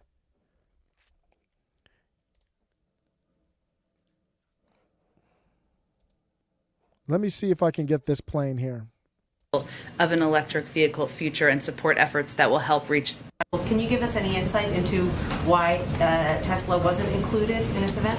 Well, we of course welcome the efforts of all automakers who recognize the potential of an electric vehicle future and support efforts that will help reach the president's goal. And certainly Tesla is one of those companies. They're asking about Tesla. Today, it's the three largest employers of the United Auto Workers and the UAW president who will stand with President Biden as he announced. The UAW, the three largest UAW employers, they're the ones standing with Biden. That's what she's saying. Announces his ambitious new target, but I would not expect this is the last time we talk about clean cars, the move toward electric vehicles, and we look forward to having a range of partners in that effort. So it's not because Tesla is a non-union shop? Well, she asked, well, so it's not because Tesla's a non-union shop. And here's Saki's answer. Union shop? Well, these are the three largest employers of the United Auto Workers. So I'll let you draw your own conclusion. Go ahead. Just so smug. And let me play that again. Oh, I'm so smug. I'm not going to answer your question. I'm going to answer your question without answering the question. So I'll let you draw your own conclusion. Go ahead. Thank you. Can you? Well, these are the three largest employers of the United Auto Workers. So I'll let you draw your own conclusion. Just so disrespectful. And she basically confirmed that Tesla wasn't invited because they're not unionized. Why do they care that they're not unionized? Because the union is tied into the establishment. They have the donations. Whoever the establishment candidate is, the union will endorse. They'll get all the employees to endorse. And the union's like, how are you going to invite Tesla when we're basically have a financial relationship with you? He doesn't. We need to get a perk for this. So you imagine that you have a financial relationship with the establishment. It's not Joe Biden. It's just whoever it is. If it's Hillary, if it's Joe, if it's Mitt Romney, it doesn't matter. We have a relationship with the establishment. And then you let Elon come in, who's taking our lunch. He's killing us business-wise. He's not unionized. He's not cutting you guys the same check. He has lobbyists, but it's not the same. They got lobbyists too. They're like, you can't bring Elon in here. That doesn't make sense for us. And they didn't do it. Same reason why the teachers union is writing up the verbiage for the CDC. So I'm not for unions in most industries. I think they're a joke. Unions are socialist bent. Yeah, I think they had their purpose, and now that's literally what they are. Is that pronounced doggy or doge? I never figured that out. I am not familiar with it. I'm not an expert in the doge. I like saying doge better. Doggy sounds really lame, I think. The Dogecoin, I'm not a huge. For me, from what I know, I would go with something that's more established. I like Ethereum because of its use cases, even more than just standard Bitcoin. But I do have some Bitcoin now too. Got to hedge your bets a little bit. I don't have a lot, but I wouldn't be surprised if it gets to $1 million a coin at some point. So, I mean, it could 20x from here. But I'm not an expert in Bitcoin. I'm very, very knowledgeable in Tesla, not Bitcoin though. So definitely take that with a grain of salt. I would love an electric car. Electric cars, I think, are great. I think Tesla is by far the best. I've seen a lot. I've test driven a lot. I actually saw a Rivian the other day. Saw a Rivian for the first time. Beautiful looking truck. I think they bit off more than they could chew with all the nits and bits and gadgets in there. Tesla, if you're not familiar with Teslas, they're not luxury, in my opinion. You go into the car, it's minimalist. There's nothing in there. Like there's nothing in the car. You know, if you have a Model S or a Model X, those are $100,000 cars. They've got a little bit more in them, like screens in the back and the new ones. But if you look at just a Model 3, you can pay $60,000 for a Model 3. The price is even going up now. The cheapest one's $50 now. I think it got down as low as 36 at one point. Cheapest one's about 50 now, 47, I think. There's nothing in the car. There's literally nothing in the car. And I like that. It's minimalist, but it makes the production, manufacturing easier. And there's an iPad. It's like a 15-inch iPad, and nothing else in the car, and everything's focused on that iPad. And it's brilliant. And it's smart. It's easy to use. You go to a gas car, you feel like you've traveled back in time decades. There's no car even close to Tesla out there for me. I don't care about ICE cars anymore. I'm all Tesla. Yeah. Harris's job is to unionize government endorsed. Yep. So I think I'll leave it at that. Save the other topics for another day. Let me put up here. Thanks for stopping by. Any topics on anybody's mind? Whoever's still hanging out right now, I can look into. Other topics that I had on my mind was the CDC and the teachers union. I don't know if everybody saw the FEC fined the DNC and Clinton for the Trump dossier. What happened, what they fined them for was they said they were going to use the money for legal purposes, but not opposition research is not legal purposes. So not really a big story. I might not even cover that, but it's just kind of funny. I'll end with this actually. It's not like a happy-go-lucky. I will do this though before I go out, because I'm not gonna care to do this after this. So I'll do it right now. If this is somewhat of a continuation of the live I did earlier, but I want to go into this. This is on what's happening in our schools, in the media, everywhere. Most leftists are not pedos. People are pissing me off with that assessment because it's a distraction. They are trying to convert people into these, I put LGBTQ here, but it's just any of these identities that they control, whether it's black skin, I don't know, Latinx, LGBTQ. Why do you think they created Latinx? It's a sign that we control this. And for those who agree with it, you're cool. You're with us. If you don't, you're not with us. That's what all this identity stuff is for. They don't care about black people. They don't care about Latinos. They don't care about the LGBTQ as other than how that they can help them stay in power. So these groups have been commandeered as a politically obedient establishment group. If any one of these groups kind of went Trump some and 50% establishment, they wouldn't be able to control it. It wouldn't be a big deal for them to latch onto.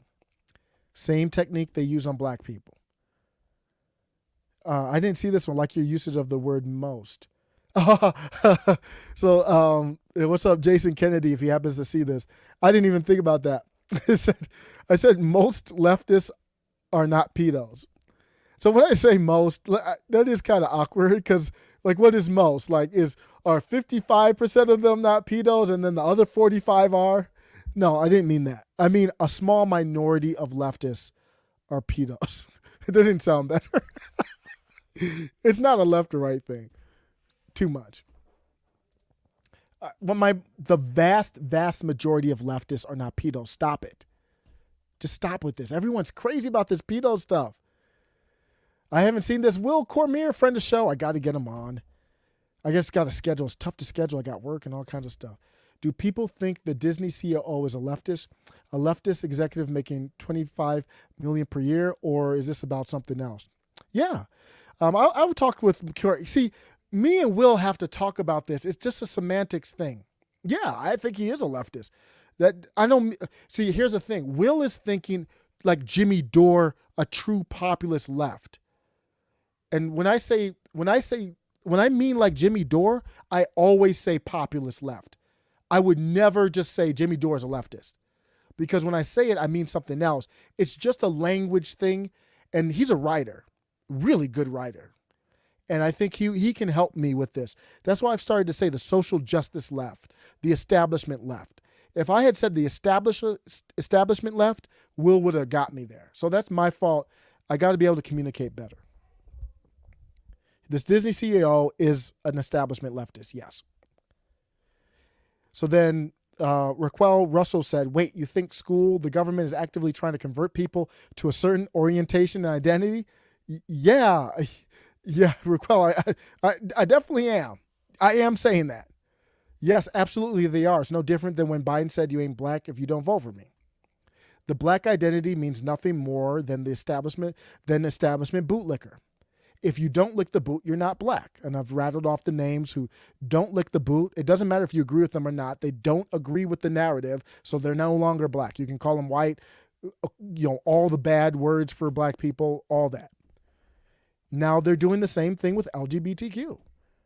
What LGBTQ personality or person that's not in the establishment do they celebrate? No one. I've never seen it. I have never seen it once. Someone who could fit under one of those identities that doesn't agree with the Biden left, the Hillary left, the Obama left, that they celebrate. They call Glenn Greenwald like he's gay. Andy No is, well, he's not, one of them, but Glenn is a populist left guy. And they treat him like he's some kind of Yahtzee or something because he doesn't agree with the establishment. So then after that, I think there was a reply I wanted to get into that we talked a little bit more. I believe it's in here. Let me see. So I said they want to make sure that you're at least an ally. Then I talked about this in the live earlier. So ally means you don't even have to be gay. So what it is I define that group more by who's not. It's easier at this point to say who's not in that group. I consider myself an ally, but who do they not consider an ally? Probably religious, far right, Trump. So basically the group has defined itself by not that, which pretty much proves my idea. If it wasn't a political group, then that's not how it would be defined. And that's just straight up in the definition. I thought I had something added on to that. I apologize. Okay, here's what happened. So then, Raquel, great discussion. She's a great follow on Twitter. She's libertarian. Yeah, free the market, free the people. She's great. I see what you mean. Just not sure it's centralized effort, more like a cultural shift fad. And it will be a fad as long as it's effective. In the schools, yes, teachers are taught to teach citizen activism. So real activism swims upstream. There is no teacher in schools right now on a grand level that's teaching activism against the establishment. And I'll just use establishment as big corporations, Hillary Clinton, Obama, the main, anything you see on CNN, and the GOP as well, Mitch McConnell. There's no teacher teaching anything that would go against that ideology. That's not activism then. It's activism for the establishment, which is an oxymoron. And everyone needs to, so let me see. In the schools, yes, teachers are taught to think citizen activism, and everyone needs to rethink that. It's unconstitutional. I mean, it doesn't need to be rethought. It's getting into the realm of faith and religion and opinion. That has no place in school. But it's impossible to police. So I think the answer is to let it be a free-for-all and let the free market, as free as it can get, decide. I don't think it's possible to police this stuff. So I replied, I said it is centralized. For example, the teachers' unions are overtly establishment connected, and I just put the headline here, Republicans expose uncommon, very uncommon, like never before seen, CDC teachers' unions tied on the pandemic school reopening guidance and report. They're directly tied into the establishment. That was a big example of how. So I have a right to say that, whether people agree or not. I have a receipt to say the unions are tied to the establishment. Parents started pushing back because also with the teachers, remember when Trump was in office in July of 2020, he wanted people to go back to school. And they made him look like he was insane. He's not in with the establishment, and he didn't have a relationship with the teachers union. That's not an accident. Allegedly, LBJ famously said, I'll have those nickels voting Dem 200 years. There's really very little proof that he said that. If you follow Lyndon Johnson, it sounds like something he would say, though. And regardless of it's true, maybe he didn't say that, but the statement is true. The same applies here. And then I talked about the DOJ pushing back against parents who are pushing against the school boards and the teachers union. So I've showed you twice how the teachers union are so tied into the DOJ. So now you go down and you say, maybe you didn't say it. And then here's the quote. It's the same type of approach. It's the same type of approach that it would take towards any identity. Did he say, I'll have those Nichols voting Democrat for 200 years? Doesn't matter if he said it or not. That's basically what's happening. Take that same approach, apply it to the LGBT. That's why I said it's a warning to the LGBTQ community. I'm an ally. I'm warning you that you are potentially being used. Just check it out for yourself and make your own decision. So I'll leave it out on that. Let me know what you think. Thanks for hanging out, everybody. Isaac Hall, appreciate you, man. Appreciate you. The comments are amazing. Take care. Thanks so much. I do have to run now. I went right up to my time limit. Hey, it was fun. Let me get the outro going, and